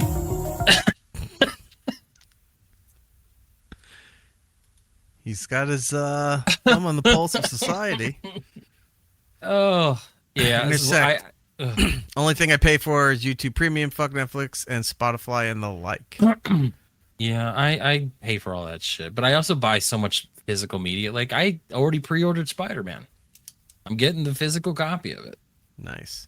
I'll never watch it. It'll go on my shelf, but It'll have look it. Pretty. Instead of the books I'll never read, it's the movies I'll never watch on my bookshelf. So much dust on my Blu-rays. Right. In the vein of Spider-Man, you want to talk about New York City? Did you see all the scuttlebutt about the guy jumping off the Brooklyn Bridge? I think my sister sent me something about it, and I forgot to pull it, so I'm glad you did, because I was going to watch that. All right, so I got some somebody's personal footage of the event at hand here. Let's take a look. No me dejan enviar así.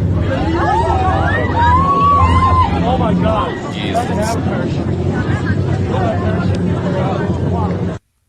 Now he survived. I just wish I would have heard a thunk. Yeah. You know, like when you hear cars skidding, you're just waiting for it to hit. You're like, yeah. I'm not even worried about hearing the splash from when he hit. I want to hear it like hitting metal and bouncing off into concrete, like that kind of a dead thud. But no, he jumped off what looks like an Uber Eats bag. Right. Like it was going to be pizza. It was going to be his parachute. And he wound up surviving. Jeez. And he's in critical condition, but he's supposed to make it out okay, survive. And they already started this egregious amount of charges against him, of course, for doing this. Now, what's interesting about this is that that's not the first time this has ever happened. Just 4 weeks ago, the police had to shut down everything because a lady climbed up and was threatening to jump off the bridge as well. Take a look at this. Tonight, new video shows a harrowing rescue at the top of the famed Brooklyn Bridge. Specially trained officers with safety harnesses climbing up the cables. You can see them high up in the air, the water more than 100 feet below. According to the police commissioner, Wednesday evening, the NYPD Emergency Services Unit responded to 911 calls of a person in distress. My name is Chris. What's your name? I just want to talk. What's happening today? Body camera footage shows an officer approaching the woman, who has not been named, her face blurred by the NYPD. I want to help you. That's why I'm up here right now. I genuinely care. I do. Listen as the officer gently tries to talk her down, meeting the crisis with compassion. It's a permanent solution to a temporary problem. It really is. I don't know what you're going through, but I want to understand. We have services we can get you to. The strongest thing you can do right now is accept help. I promise you, that's the strongest thing you can do.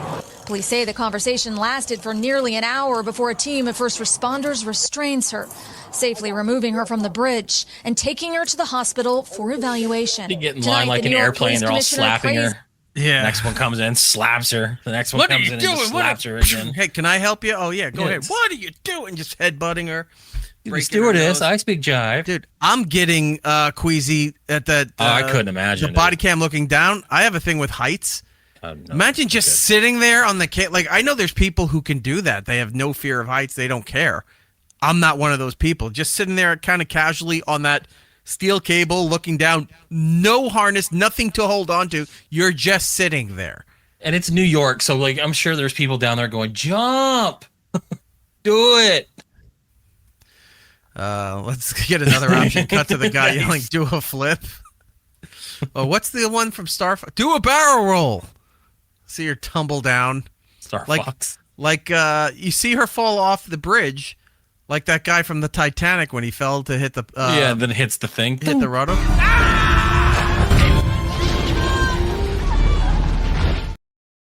You usually sold it as that. We have another angle of the bridge.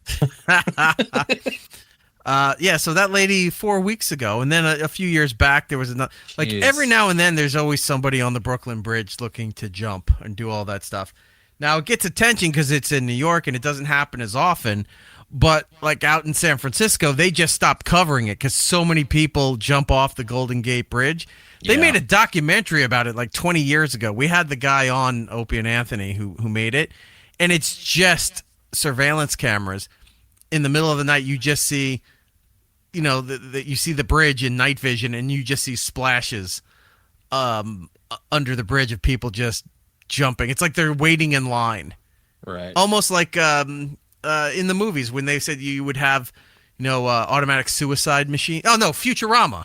The phone booths were suicide machines. Yeah, Bender was trying to kill himself. Yeah. So that's what it was. So this stuff's always kind of happening. There you go. I don't think we're going to have time to get to any of the... I mean, we can do some of the radio stuff, or we can do fun stuff.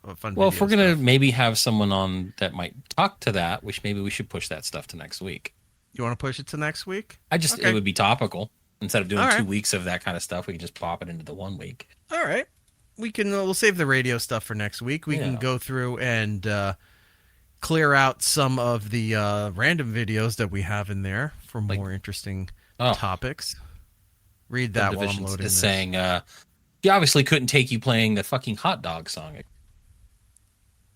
Oh, he hated the hot dog song, by the way. He really had a hard time with the fact that we kept playing that over and over, which, by the way, this one... Why do hot dogs come in a pack of 12 when I can only fit 10 up my arse? I've tried and tried, it never goes well, always 2 left over. Oh, what a farce! You know what's funny about that is that I looked that song's lyrics up just so I can record myself doing it for you at like 3 a.m, just randomly, just to send it. So one of these times you're just gonna get a weird audio message. What hot dogs come? It's gonna be great. You know we got flagged for that? Yeah. Can't believe that. It's an AI song. So like how are you trying to flag us for copyright when you made a fake These people are making these AI songs now and going and copywriting and everything and then claiming that it's 100% them. And it's not. Like I had to fight the flagging with YouTube for that. Yeah. And tell them it's like this is what it was used for. This was not, the whole fair use thing, whatever. And they're claiming it's like they AI generated this shit. They don't have full ownership to all of this stuff. And a lot of the ones that think they do, depending on how that Sonos lawsuit goes, now that they were hacked and their files revealed that they were downloading shit off of YouTube and fully teaching their AI to copy everybody's material without permission. I don't see how any of that shit's going to hold up going forward if they lose that lawsuit. So, well, they claim the copyright on this. Yeah, they made it with that program, which we know is null and void because of copyright laws and what have you. But yeah, not that stuff. We can do some food stuff. Did you hear the story about the chicken amusement park? I saw Giddles sent that to our thing, and you said you already grabbed it, so I didn't read the article because I wanted to check it out. It drives me nuts where I find stuff, and then everyone's like, hey, I think you should use this stuff. It's like, you only saw it because I had it. That's why you got it. Yeah. So an amusement park was used as a way to cook chicken. The rides were meant to used to cook chicken. All I could think of was that scene in Nothing But Trouble. Remember the roller coaster where it would go? I forgot what it was called. But it would shoot the bodies into the thing after the ride was done, and it would grind or whatever, and then off to the side you'd hear, and the bones would just go spitting out the side into a pile. I thought it was Mr. Bone Stripper. That was the name of it. Yeah, Mr. Bone Stripper. It reminded me of that. So sorry, Sora, not Sonos. You're right. Sonos is the wireless speaker thing that you could do in your house. I apologize. I was incorrect. The chicken amusement park. Take a look at this. There's a Ferris wheel. There's tilt-a-whirls. Look at all this stuff. Sponsored by Costco.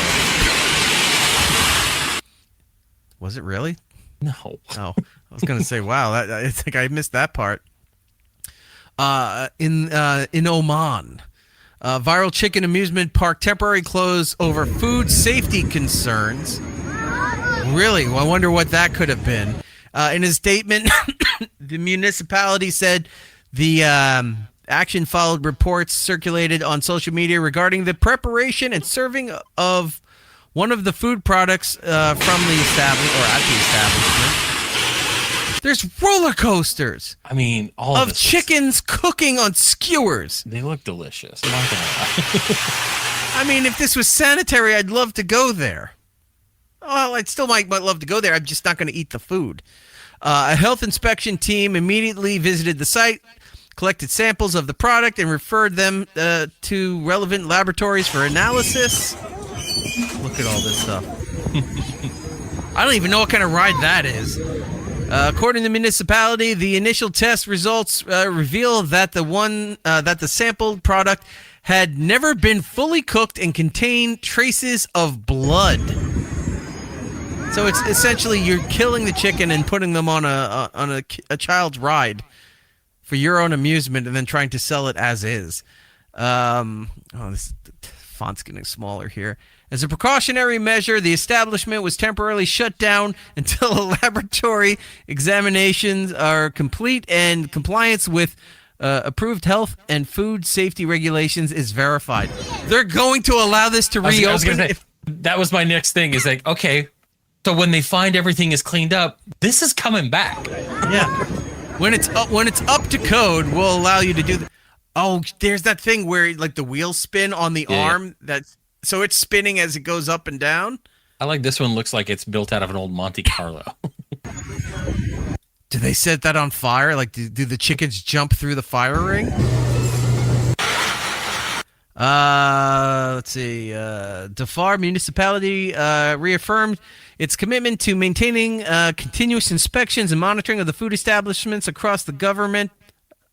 No, across the governorate, to safeguard public health and ensure consumer safety. Like, I kind of want my dinner to have a good time before I eat it. Like, this is great. It's the gyroscope. Oh, the Olympic we're tying rings? into the Olympics. Yeah. Good for you guys. Wow. So I just, that's awesome. You know, I don't know why I find that very like. I don't know if you're something cool about it. I don't know if you're familiar with this concept, but do you know what an automat is? Yeah, the old like from like the 1940s where you go in and you put your order in, you pull out a key lime pie. You ever watch the documentary that's on? No, Netflix? it's on my list, and we've talked about it before. I think Giddles watched it, or you watched it, and you said we got to watch it. You should. It's interesting. I love that. The days of the automat. If you're not familiar, it's like you would go in. It's almost like a self-serve cafeteria, but you would see like in here, it's like behind little doors and stuff, heated areas, refrigerated areas, whatever. It's like, oh, I want this key lime pie. You put in a nickel, open the door, and you take out the key lime pie. Oh, I want the. So you would bring pocket change, and that would be your lunch or dinner, right? I would love if they brought the automat format back in the sense of like those Japanese places that has the conveyor belt of sushi. Yeah. Those restaurants, if you did something like that, where the chicken and stuff is coming out in a roller coaster form, boom, lands on the conveyor belt, almost like how your luggage is delivered at the airport. Or just like a restaurant that's set up like Pee-wee's house, like from Pee-wee's Big Adventure, where like everything is just some Rube Goldberg machine just to get you some like pancakes or something. I would go there. I would go there 100%. He's like, the other places, the food's much better. I don't care. This is the show. The food's okay. I don't even care that it's just okay. I would eat a moons over my hammy if it came out to me on a roller coaster or some kind of Ferris wheel. Yeah. It would be fantastic. That would be so good. Chicken Amusement Park. Once it's back open, maybe we plan a trip and go and check that out. Live from Oman. It's Eric Nick. Yeah. We talked about the guy jumping off the Brooklyn Bridge. Did you see what happened in Seattle? No. There was something with a Space Needle, right? Like, did someone jump from that? Yeah, I thought like 2 weeks ago, something like that. I think I saw not something. have the video. I thought I did. Hold on. Seattle. I labeled it that. Okay, that's why I couldn't find it. There it is. Okay. Let's take a look. Oh yeah, these guys climbed over the glass safety partition at the Space Needle with those parachutes that you throw. One of them's just like one of those camel packs. He packed the wrong one. Yeah, it's like, oh, I'm drinking water. Shit. Yeah, he opens it up and it's the safety vest like they have for the muster drills on a cruise. Right. Like, oh no, this is poor planning on my This was part. not good planning. I'd be terrified to watch them go over the partition, but I wouldn't stop them. I'm like, nope, this is one of those times I'm the guy with the camera. Yeah, I'm you're like going Willy to- Wonka going, no, please stop. Yeah. I want to watch it happen. Since we're doing just random stuff here, unless there's something on the list that you see that you're interested in. I mean, again, have some concert. Like I went to a concert. Oh, all right. Let's talk about that. So went to see. Well, okay. So I bought tickets to go see Shinedown, which I had no interest in. But the opener was Coheed and Cambria, or Coheed Fuck Cambria. Aren't they bigger than most bands nowadays? They are. But Then this why is are this they is opening? This was the weird thing. So Shinedown's the Australian band, right? No, that's Silverchair. No, that's Silverchair. Okay. So two things. So we're driving down to Tucson because they were down there. My daughter is at this point now where she is close to getting her driver's permit. So now she's very into watching everything I do now when I drive. She wants to see how I, change lanes, Purposely how I do all the fuck stuff. up, start She crossing. wants to grab the wheel and just cross the median into the oncoming traffic. Show it so she learns. I do this fun thing where like I'll take my feet off the pedals, my hands off the steering wheel when there's no traffic in front of me. Like I do this to my son where he hates when I take my hands off the wheel. So earlier, actually today, we were driving home after I picked him up from school, and he was like saying something, and I was like, "Oh yeah." So I take my feet off and I turn my body completely around, and I'm like looking at him. He's like, "What are you doing?" Like he's like freaking out. I love it. So real quick, my kid does that, and much younger than your children. But if I'm big backing, on safety, these ones. Yeah. Do you park in the street or you park in your driveway? My driveway. Okay. So we have because it's very hilly and mountainous where I live. Mm-hmm. Have a up here where the cars are, and you got a driveway that goes down a bit into the street. So sometimes I get her in the car. I'm all situated. I turn everything on. I back down into the street. I don't know why I do, but sometimes I back down into the street and then I put my seatbelt on.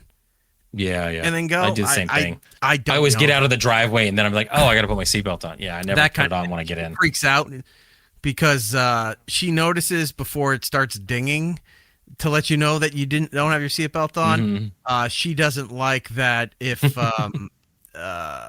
she wants me to put a song on in the car for her, right? So I got the Spotify through the phone to the dashboard. So we're at a red light, and then she's like, I want to hear this thing. So I'm like, all right. So I'm real quick because it's in a mount. I'm not holding it right there. So I'm just tapping the screen trying to get the song. The second it turns green, Daddy, put the phone down. You just asked me to play the damn song. Stop texting. Give me what I want. I'm not holding. I'm like sitting there. I'm trying to get her stupid Gummy Bear song and that other nonsense on there off her playlist. But she constantly do. Daddy, what? Like if you stretch like this for some reason, if you're holding like that, your hands on the wheel. That. Yeah. It's like I'm not. Whatever. Sorry. Go ahead. That's why I intentionally put my kids in harm's way just to prove a point that I'm in control. Yes. So we're driving down the freeway. It's the main artery down from Phoenix to Tucson. So, a lot of big trucks and things like that. But she's noticing things now because she's trying to learn without asking. And then so I was doing this weird thing where I was driving and I had cruise control on. And then I had, my foot off the brake and I was resting my left foot kind of like there's always that little spot where you can kind of just put your foot on. It's like a flat spot, but I had it over and she's looking over down at my legs and she goes, wait, is the gas pedal on the left? I'm like, no. And she goes, wait, how are we moving? It didn't occur to me. She had no idea what cruise control was. And I was like, okay. So I had explained to her that. I thought you meant like coasting. Like, when you can. No, that's what I told her. I was like, no, I got real fast and I just let us see how far we Yeah. can go. Yeah. But yeah, like she's being very like inquisitive about that sort of thing. And I was teaching her about Arizona has what's called camping laws. So like you have your 3-lane highway. You can't be in the left lane unless you're passing somebody. Then you got to get back over. Yeah. And then like some guy was coming up on my ass as I was trying to like get past the car and he's flashing his lights at me. And of course I'm looking back saying, fuck off. Like, what are you doing? And then I get around and then he zooms past me, but then he stays in that lane and she goes, what was his deal? And I would explain the rules and the laws. And then now she's like noticing it like, ooh, that asshole's not doing it. And that's how she talks now. So yeah, it was interesting to see kind of like a new stage in our relationship. Like she's trying to learn things to like learn how to drive eventually. She can't figure out the concept of a cigarette lighter in the car. She's like, I don't know why this is here. I know. What are these little things, the metal little things in the doors? Well, those are ashtray. In one of my cars is newer than the other one. Yeah. Mine had the cigarette lighter thing. Or at least it didn't have the. Did it have the thing for the voltage, but not the actual lighter? Yeah, right. Yeah. But it was open, right? The other ones now, because it says lighter on the thing right above it, right? But in the other car's only, I think, 5 years old at this point. That is just a little cap that you flip open the door, and there's just the thing that you can put in for the extension for the USB stuff for the phone charger, that kind of stuff like that. It's not even a lighter anymore. Mine still says lighter, but didn't have the thing. Weird. Yeah. So yeah, we're doing all that. We finally get down to the venue. We park and we go in, and the first band, let me find out what their name was. I completely forgot. I had heard them before. I had no idea. They're called From Ashes to New. Oh, that would be great. They were called From Ashes to New, and first song was good. I was like, okay, they sound good. This is fun. Then the second song and the third song. And because they're an opener, they only did about 7-8 songs. Right. One of the songs I recognized because of TikTok. Like, it's getting like a ton of run on TikTok. People are using that song in their videos. I'm sitting there going, how am I learning about music from TikTok? Like, this is wild. So that was a good band. It was fun. And then Coheed played. You say that, okay, they're bigger to not be openers. And I agree with you. They shouldn't be opening. And the reason why I feel definitely they shouldn't be opening is that the crowd was just no selling the energy. It was just like they were just kind of like sitting around, kind of being into it. They were just there for the headliner? Yes. And then everyone around me was there for the headliner. So like me and my daughter are sitting there, and before Coheed starts, these two guys, and like I said, we were kind of chatting, and they got up and did stuff, and they were real nice. And they lean over and go, so do you know who this band is? And my daughter, thinking they're joking, because we know them, they're popular to us. She goes, no, of course not, jokingly. And I go, yeah, no, that's why we're here. And they're like, oh, we've never heard of them. And I'm like, oh my God, that's weird. The audience for Shinedown has no idea who these guys are. And so like we're watching it, and I've got video of, me and my daughter, we're singing along. They don't have a crossover fan base. No, right? And that's why I think maybe they're doing it is to bring in another group of fans to their, to their music. I don't know why it never occurred to me that like there would be such a disconnect from like one band's, because usually when you get an opener and a headliner, they're kind of similar in taste. So like the fans of one band probably the fans of the other. No one that was there for Shinedown had any idea who they were. There were people talking behind us. People were on their phones. The guys next to us had no idea. Wow. And I'm like, this is such a bummer. Like it was really kind of a bummer because the audience just was not selling the energy. Like I said, me and the kid, we were having a great time. We bought our t-shirts. We had a fun time. We were like, we don't want to see Shinedown. Fuck this shit. We left. We were out. Like we got ahead of we got our parking. We didn't have to deal with traffic. I was home by 11. It was a great experience. Like usually it's like the show ends at 11, then I've got to be home by 1 a.m. and tired. Like, no, I was home. I was, snacking. I was ignoring Eric and playing video games. It was great. I had a great time. It was because you it's funny because again, you do this every time, and I you were like, hey, if you want, let's get on Funnel Runners tonight. And I was like, I'm heading down to Tucson for a concert. And you, like everyone else, because this is kind of the same reaction you had. Of course you are. And then you came back and he's like, you have my schedule. I was like, you have my schedule. So we worked out that I'm gonna, we're gonna create a calendar for Eric to have all my activities on a shared calendar, so he knows. But yeah, I don't know how Shinedown did. I didn't care. But it was fun. That way. What was it? 2018 or 6? Whatever the last WrestleMania was at Giant Stadium where the World Cup was. It's the one that infamously went super long. Oh my God. That made news everywhere about that. It went past midnight. It was so because the card was, and that's when it was the next year they started doing the 2 nights. because you had your pre-show That's stuff. right. I forgot they split them. The pre-show matches and then all that. Like, people weren't getting out of there till like 12:30, 1 o'clock. It's the one where it was Ronda Rousey, Becky Lynch, and Charlotte Flair were the main event at the end. At one point, it was almost 10 o'clock, and I was, with my chick and some other people, I said, we're not even close to like the last 3 minutes. I was sitting there and I'm like, I'm kind of done. I said, do you want to just leave? And they went, really? I said, yeah. Do you want to just leave? And they said, yeah. I'm like, all right, we're going to leave. So we got up, we left, went to the parking lot, out. Now, I don't live that far. I'm maybe 20 minutes, no traffic to get over to that stadium there. Back home, 20-something minutes after leaving the parking area. 20-something minutes to get home. I went home. I think they were still on the WWE network at the time. So I had the network. I just went home. I sat on the couch in the living room watching the rest of it. And when we saw how long this was going, at the end, it was like 12:30, 12:45 in the morning. I'm like, thank God we left. Yeah, it's weird because like usually most of the time, if I'm buying concert tickets, we all know concert tickets, it's expensive. Right. I'd gotten a good deal on this. I was originally not going to go down because, again, don't care about Shinedown enough to put my money there.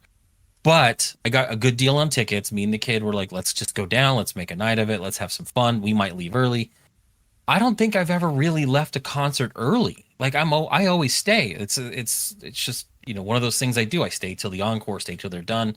I know what I'm in for with traffic and parking. It's just built into the night. Like, I understand it. But I got to tell you, leaving early before everybody else and being home before the headliner probably finished was a fantastic feeling. It's not going to happen often, but that was fantastic. Like, I loved it. All the way home, me and the kid, we listened to all of Benson Boone because that's our next concert a week from Monday. I don't know how I feel about him.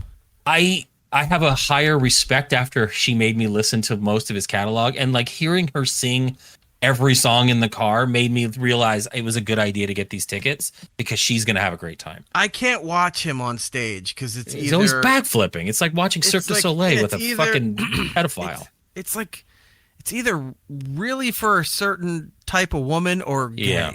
And it's not like, I don't care. I don't think he is, but whatever.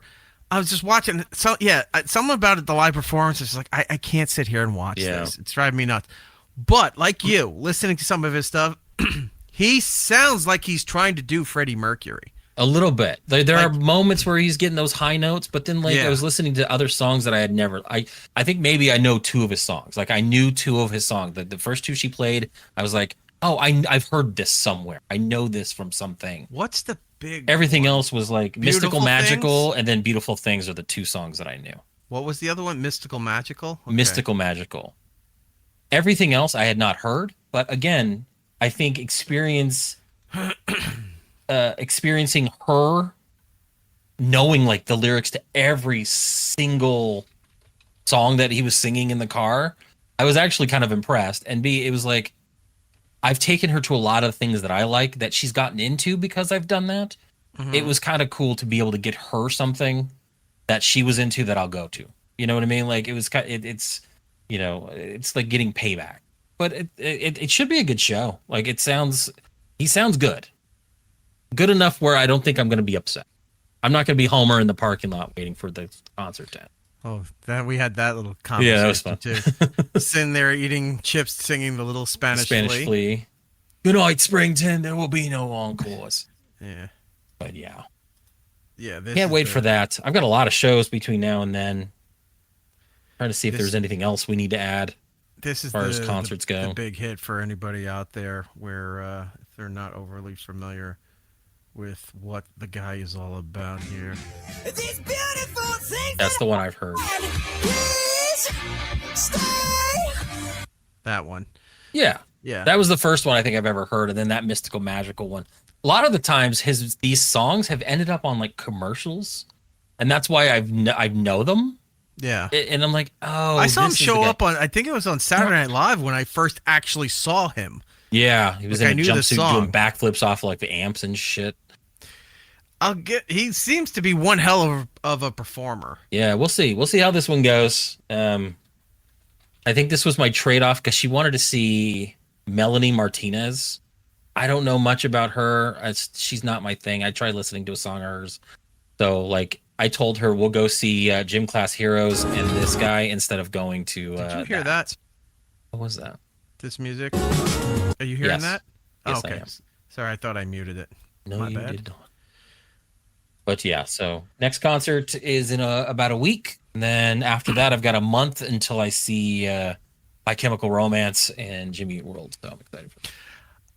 So, in the vein of a Benson Boone, right? Mm-hmm. Depending what shows up, like, because I have, in the one car, I still have satellite radio. And depending what the kid wants to listen, I have all the pop stations there. And I'll just, if something that she tells me, hit the button, hit the button, hit the button, right? There is this artist that showed up. I guess one of the channels plays them all the time. They play another song and then this one. Do you know who Somber is? He has been popping up in news articles, and I just saw something about him today. I have no idea who this is. Yeah. I have not even looked into his music, but I've seen his name pop up enough. So this is the song that there's another song that gets played a lot too, but this one more so than the other. And I don't hate it. Like, it's not, it grew on me. It's not bad. Let's see. Do this. Here we go. This is not working, all right? I need you to get your shit together. Look where we are, okay? We're in the Wild West. I'm not buying... Uh-oh. I guess there was a break in the video. Hold on. What is that guy?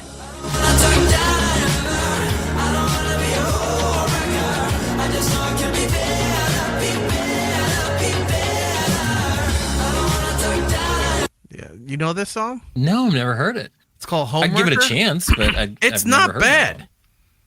I was surprised. I was like, oh, wow. I enjoy this. Yeah. Had no idea what he looked like, but then I saw him when I finally saw the video of the guy. I was like, oh, he looks like Adrian Brody. Yeah, a little bit. I was just looking at early Neil Diamond. I was going to say more like a little thinner like Neil Diamond. I was looking at my social calendar here. I've got 4 concerts in September. Of course you do. My Chemical Romance, Journey, Gym Class Heroes, and Weird Al Yankovic. Which, so excited for that. I've seen some of exactly. I've seen some of the footage from his show, and it's just the costume changes alone I'm excited about. And then I'm taking both kids to see Baby Metal, so that should be fun. That's fun. I don't know if I'd enjoy them live, but watching their clips of their concerts is enjoyable. We didn't talk about this last week, but people were making such a big deal about that. I never heard of this song or knew this guy. Kavinsky? Didn't he do the soundtrack for that movie Drive? Drive, yeah. Gotcha, yeah. I knew nothing about him. He passed away beginning of last week or something. Yeah, I think it was last week. And people were posting about this song called Night Call. I was like, I don't know anything about this. I don't know this guy. I don't know whatever it is. But I pulled the song.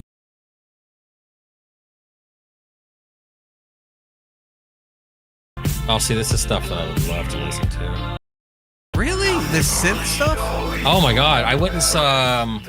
Me and my brother went to a concert with Health, and the opening band to them was one of the songs off the soundtrack. They did that.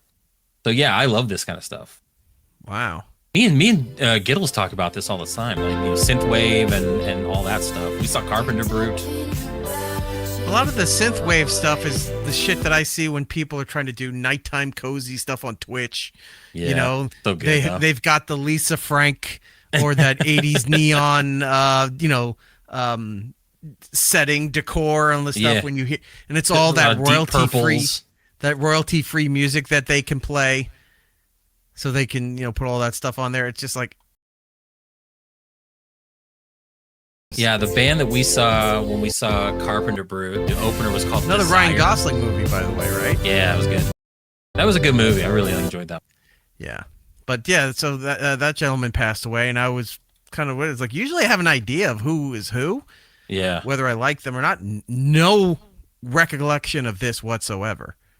So that sucks. Oh yeah, Jared brought up another band that I would love to see if they actually toured was Gunship. Gunship is fantastic. Don't know that. I know Giddles knows Gunship. Like we talk about it all the time. Well, we can wrap up this music segment here. I found a nice little music selection. Of course, Weird Al is awesome. We all know that. Is everything I hoped it would be and more. I'm excited. Now, I don't know if he's touring the same way with you guys. Did Puddle's Pity Party open up for Weird Al for you guys if you saw him this year? Because he's opening here in Arizona, and I'm excited for that too because I love a morose clown singing songs. We're gonna wrap this up with I found a new musical selection for you. Ooh. It's in the vein of a what if. Right? I always love that.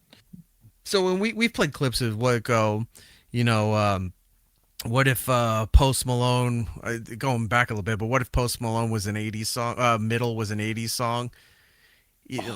We've done things like that where I saw one today is if System of a Down was in the 80s. Oh. And it was so good. I was going to say, I saw one that it was System of a Down by Big Marla.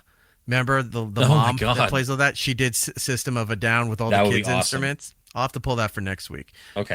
But this one is, you're familiar. Are you a classical music?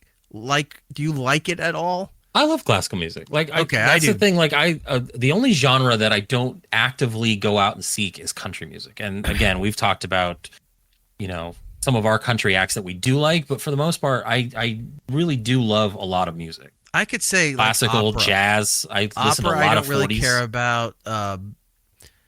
It really depends. Like Broadway musical stuff, I don't really care too much about. Depends on what it is. Like Chicago's fun. Yeah, but I don't mind classical music. I have a whole playlist. Sometimes you put it on. So while you're doing stuff, I have classical Christmas music, where it's just orchestral pieces. That channel I'll play when you're putting up the tree, the decorations, all that stuff. Because just Siberian Orchestra without you knowing, and then it freaks the kid out because it's like. No, that's all. That was good. Drums. No, I go back and play their early version, Savatage, where it was more rock. No, but you have classical music on. It's good to relax to. It's good to just sit there with a beverage by the fireplace. Something. One of my that. favorite artists is Ella Fitzgerald and Louis Armstrong. Like I love the old jazz from that time. Like just so good. Is you is or is you ain't my baby? Is you is or is you ain't my baby? Now, if you know what's always fun is when you sing like that and people say that's racist. It's like, no, that's how the fucking guy sang. That's how fucking Louis Armstrong We're allowed sang. to sing that. Yeah. So the blackface was a little too much for all of you listening, but it was great. I do the Dizzy Gillespie where I put something against my lips and inflate my whole head. But so huge. Yeah. You look like when Mr. Mackey was tripping out. Okay. It's gonna be cool. Okay. Here's another what if for you. What if, and I said, you like classical music, Mozart. We all know Mozart. Fan of him, yes. Yeah. What if Mozart was Brazilian? It's got a BBL. Let's find out.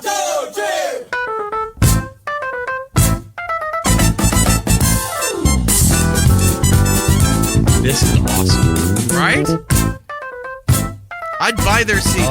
If they were playing at a flea market or something, I would buy the recording. I want to eat like a cubano while listening to this. It sounds very like it would be in like one of those kind of places. Yeah.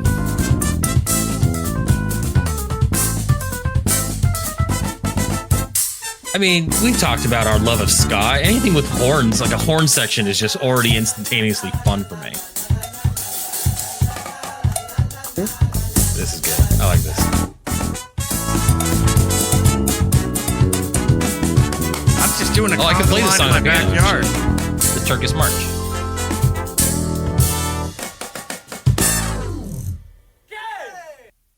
Yeah. I like that. That's super cool. Yeah. Remember how we found the Easy Band? Damn it. Kip coming in with the name of the show today. All right. For me, I don't even have to guess what we would name it. That's perfect. I'll give Kip credit. He's named a couple of episodes. He's got in the his last moments, couple man. months. Good He's for been you. he's been on a hot streak. Thank you very much, sir. Let me see if I have their. I thought I wrote their channel name down to give them a plug.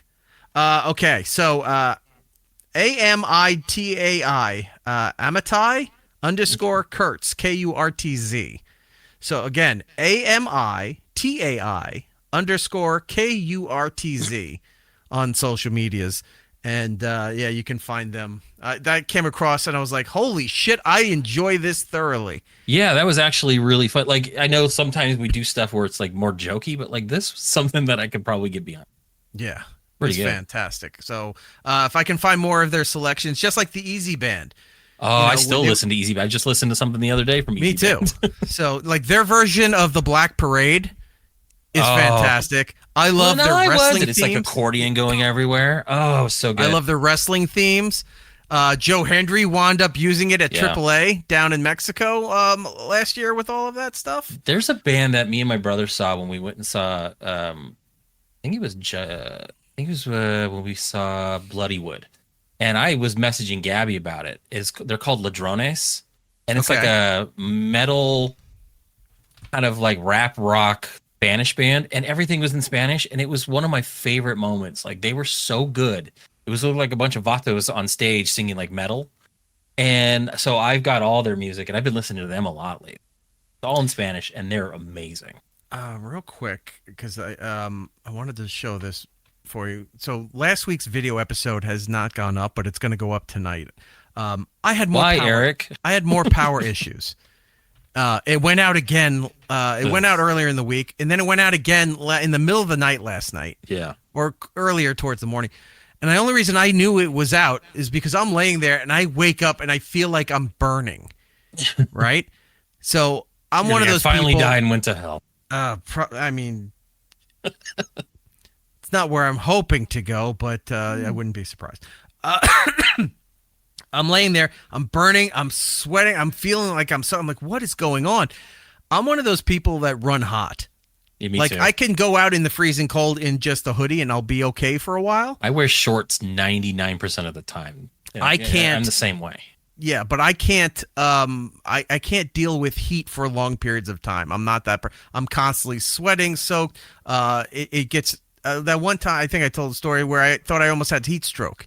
Yeah, it was so bad I had to run in, and it was during the first power outage around 4th of July. Mm-hmm. I was doing all that work with the generator and stuff outside, and I got to the point where I felt like my skin was on fire. I had to go and take like an ice cold shower. Yeah, I can't run the heat in a car for an extended amount of time during the winter. So like I'll run the heat, but then roll down my window. So I like have that cross section of cold air and heat coming in. So I'm like balanced. I have my leg out in bed out of the blanket. So I'm regulating my body temperature. Because of the kid, I run the heat in the winter.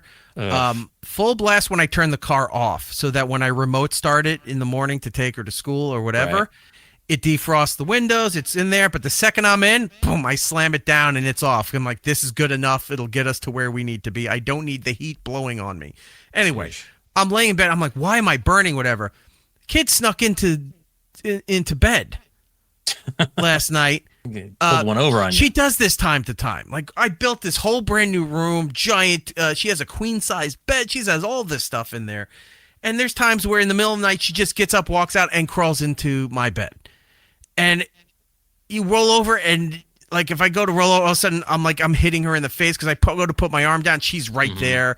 I get kicked in the chest, in the stomach. She shoves her feet under my back.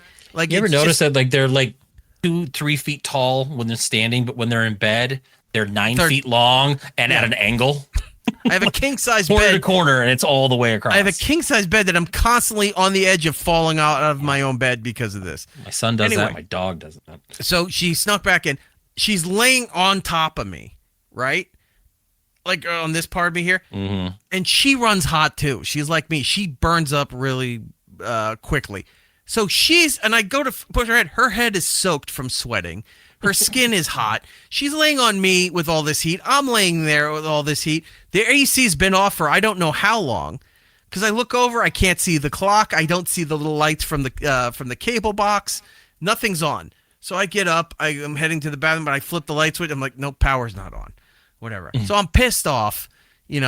Once again, I'm having the power outage. It came back on It's like the fourth week in a row. Here's what was fun. I called the power company while I'm taking a pee in the bathroom. And, I get on, and I don't care if she's hearing it. I'm just trying to report the power outage and everything. So I called. It's around 5 a.m. They said, we'll get somebody there as soon as we can. I start getting neighbors texting, 10, 15 minutes later, everybody on a thing. And they're just like, I called. Could you, everybody should call and let them know, whatever. One saying they're not going to be here till 8 a.m. And the other lady saying, she goes, oh, really? They told me not till at least 10 a.m. And I'm like, people got to work. A lot of us work from home and everything. So it's like, I don't need to pack up and go to the fucking Starbucks again just to try to get some work done. It came back on like, I think 7:38 in the morning. Transformer blew up. And it's the same one of the transformers that blew up from the previous storm. Was it Jazz? A couple. I think they always got to kill the black one. Scatman. Was Scatman Crothers Jazz? No, it was Darius McCrary. Well, no, Scatman Crothers, I think, was Jazz in the cartoon. Darius McCrary from Hootie and the Blowfish? No, he was no, that's Darius Rucker. No, he was the older son on God, why am I blanking on the show? It was part of TGIF with Carl Winslow. Oh my God. Oh, on Family Matters. Yeah, Family Matters. Sorry. Blanking. Yeah, no, he was the son on that. He did the voice of Jazz in the Michael Bay stuff. Oh, okay. Well, anyway, so yeah, I woke up to that early in the week. We had the power out for a couple hours. It's been, look, the area I live in, very nice area. North Jersey, for the most part, a very nice area. A lot of great stuff. The infrastructure is archaic. Yeah, no, it sounds like it. It's like the fourth week in a row where you've had problems. It's dilapidated and leaning power line poles. We laugh at all the water coming up from LA, but you're not far off. We have power issues. A slight breeze can take out, a county at this point. I've had my power out 5 times since July 4th week. 5 times. I don't even have a hurricane. At the beginning of July. It's not a hurricane or a tropical storm that would cause all this shit. It's little wind gusts and then just random nonsense constantly happening. Anyway, so that episode's going up. I got a couple other things. We got to get the break real quick. But I wanted to show you because of last time with our agent getting upset that he kept thinking I was spoiling Spider-Man when I wasn't. Wow. So I said, all right. So I put him in the thumbnail. So this will be the episode thumbnail. There's our agent, and it's me screaming at him. It's not a spoiler. So episode 581 will be coming up on YouTube soon. It's been available on iHeart since last week and all of that stuff. The important place right now. Okay, so there we go. You have all of that. Super chat coming in. Crazy Lemon, thank you again for $2. A-Rock, can you come to the Who Are These Podcasts live in October in Detroit? I would love to come to that. Problem is that I'm traveling a lot in October. Most people are doing their vacations now during the summer. Where I like to go sometimes, it's not worth going June, July, and August. No, it's too humid and gross. The humidity or crowds or whatever. So I'm doing 2 different trips in October, and so I'm not going to be around to really go and do anything else. That's pretty, because I gotta have like 1 week work, school, all that stuff. Gotta pull the kid out. We go traveling, come back, work, school again. Another week, take the kid out, and what have you. So it's going to be busy. One of the trips, we're going down to Disney for the Disney Halloween. What it was called, the Not So Scary Mickey's Not So Scary Halloween. I've been seeing a lot of merch drops from all that stuff, and I'm like, I may have to have Eric pick me up a few things. I think I might have to take out another credit card just to. I just saw they released a Disney line where all the Disney stuff is written like hardcore metal shows, where it's like all that weird writing where you can't discern what the damn band's name is, and I'm like, that's actually pretty cool looking. If you find any links to any cool stuff, please send them my way so I can take a look, because I'm sure I'm not catching everything. Anyway. For her first time going to Disney, we got the Halloween thing. I'm going to try to sneak over to Halloween Horror to see if I can get over there and check that out.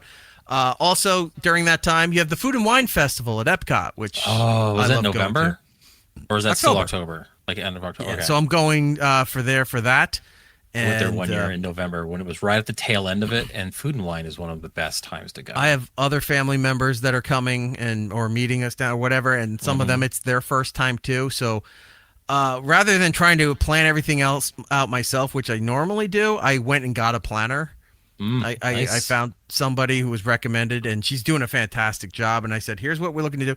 So we have some surprises because for them, the ones that are there for the first time, I'm doing the paparazzi thing again, where the photographers follow you around without you knowing. So they take random photos of you at certain things, doing all this cool stuff. Anyway, reason I'm bringing all this up is that I'm going to go to one of my favorite rides of all time, the Carousel of Progress. I like the Carousel of Progress. I always like Spaceship Earth. I always like that's good too. I always like Living with the Land because it's literally a science fair that you sit in a little boat and it teaches you how to like live on the land. Right. But it's such a nice air conditioned way to relax for a minute. It's like the People Mover. Oh, it's awesome. I'm trying to think if I knew Living on the Land. Living with the Land. No, I remember the one in Epcot, which was the ocean stuff, but now it's a Nemo thing. Yeah, it's Living with the Seas, Finding Nemo. That one. I liked watching the manatees eat giant things of cabbage heads. Go over to the Coca-Cola Pavilion and drink the world's most disgusting soda, the Beverly, whatever it's called. The Beverly's gross, and I drink it every time too, just for fun. Yep. I think that's gone now. Is it? I think they got rid of that. Oh, yeah, because I would drink there was like 10 different flavors from around the world, and you would end it with Beverly, and it was like just the worst. Still drink it though. Well, whatever. I'll have to find what I can. I made my dinner reservations. One of my favorite places to eat there. I'm eating in the big dinner performance thing at the Pyramid in Mexico.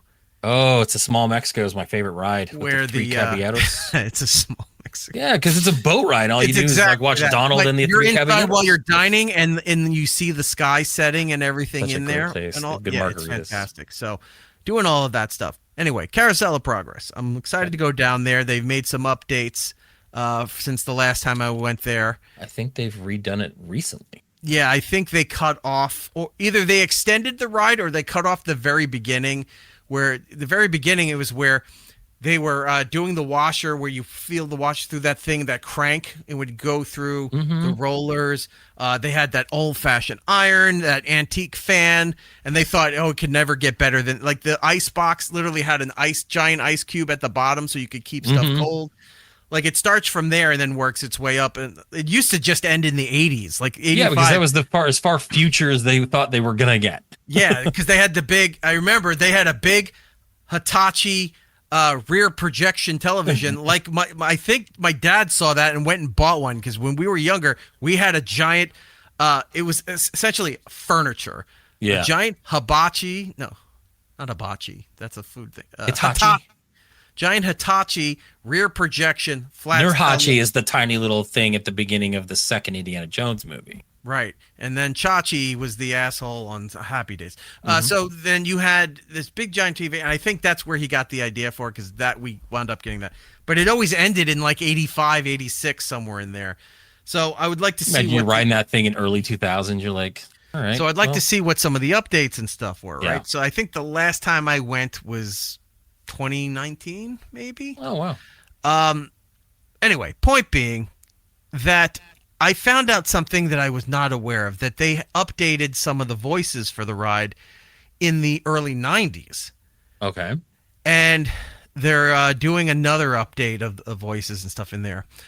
But did you know the father, who's the guy who you see throughout the whole story, he's telling you the story. Yeah. And sings, well, depending which year you went, it was either Great Big Beautiful Tomorrow, or my favorite was Now Is the Time, Now Is the Best Time. That one? Yeah, mine was Great Big Beautiful Tomorrow. All right. Do you know who sings Great Big Beautiful Tomorrow? Mm-mm. I'm going to show you who sings this, and you're going to be surprised. Check this out. A great big beautiful tomorrow, shining at the end of every day. Do you know who that is? Yeah, it almost looks like Rob Zombie. Almost. Jess Harnell. He's Wacko Warner. Yeah. He's wild. the voice since 1993. Interesting. Great, big, beautiful tomorrow, and tomorrow is just a dream away. Man has a dream, and that's the start. He follows his dream with mind and heart. And when it becomes That is so a weird. reality, Right? It's a dream come true for you and me. so there's a great, big, beautiful tomorrow, shining at the end of every day. It's my dad's favorite ride, so we could sit in the air conditioning and not do anything. It's kind of how I do Spaceship Earth. A dream away. Just I was now, like- the singing voice of Father in Carousel of Progress since 1993. Yeah, and I bet you didn't know Father looked like this, did you? That's great. That's kind of fun. Yeah, so I saw that. I was like, oh, I had no idea. That's What pretty a, cool. what yeah. a nice little footnote to all of that. Like I said, I always did that with Spaceship Earth too, because like Judi Dench would just sit there and narrate while I just sat inside on something. I'm like, all right, this is great. Like, oh, the geodesic dome is an actual ride. That's awesome.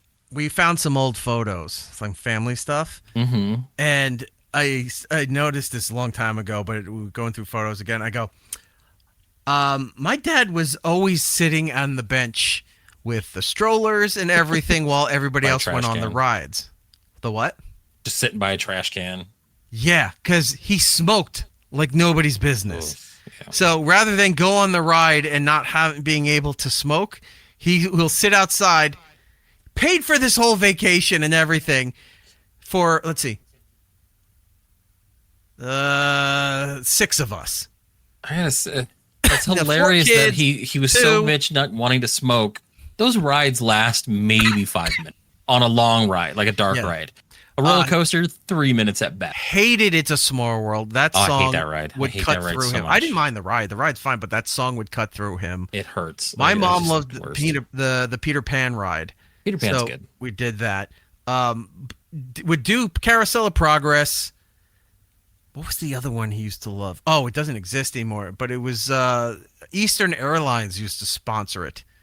It was about the flight of man or something. Interesting. It was a whole thing about the history of flight, and it was a ride that you were in. And at one point, towards the end, you're in the capsule, and the whole screen's around you, and you're on the runway. Yeah. And it looks like you're about to take off as you're going through here. You're taking off and all of that stuff. That's pretty cool. Yeah, it hasn't existed since the late No. 80s.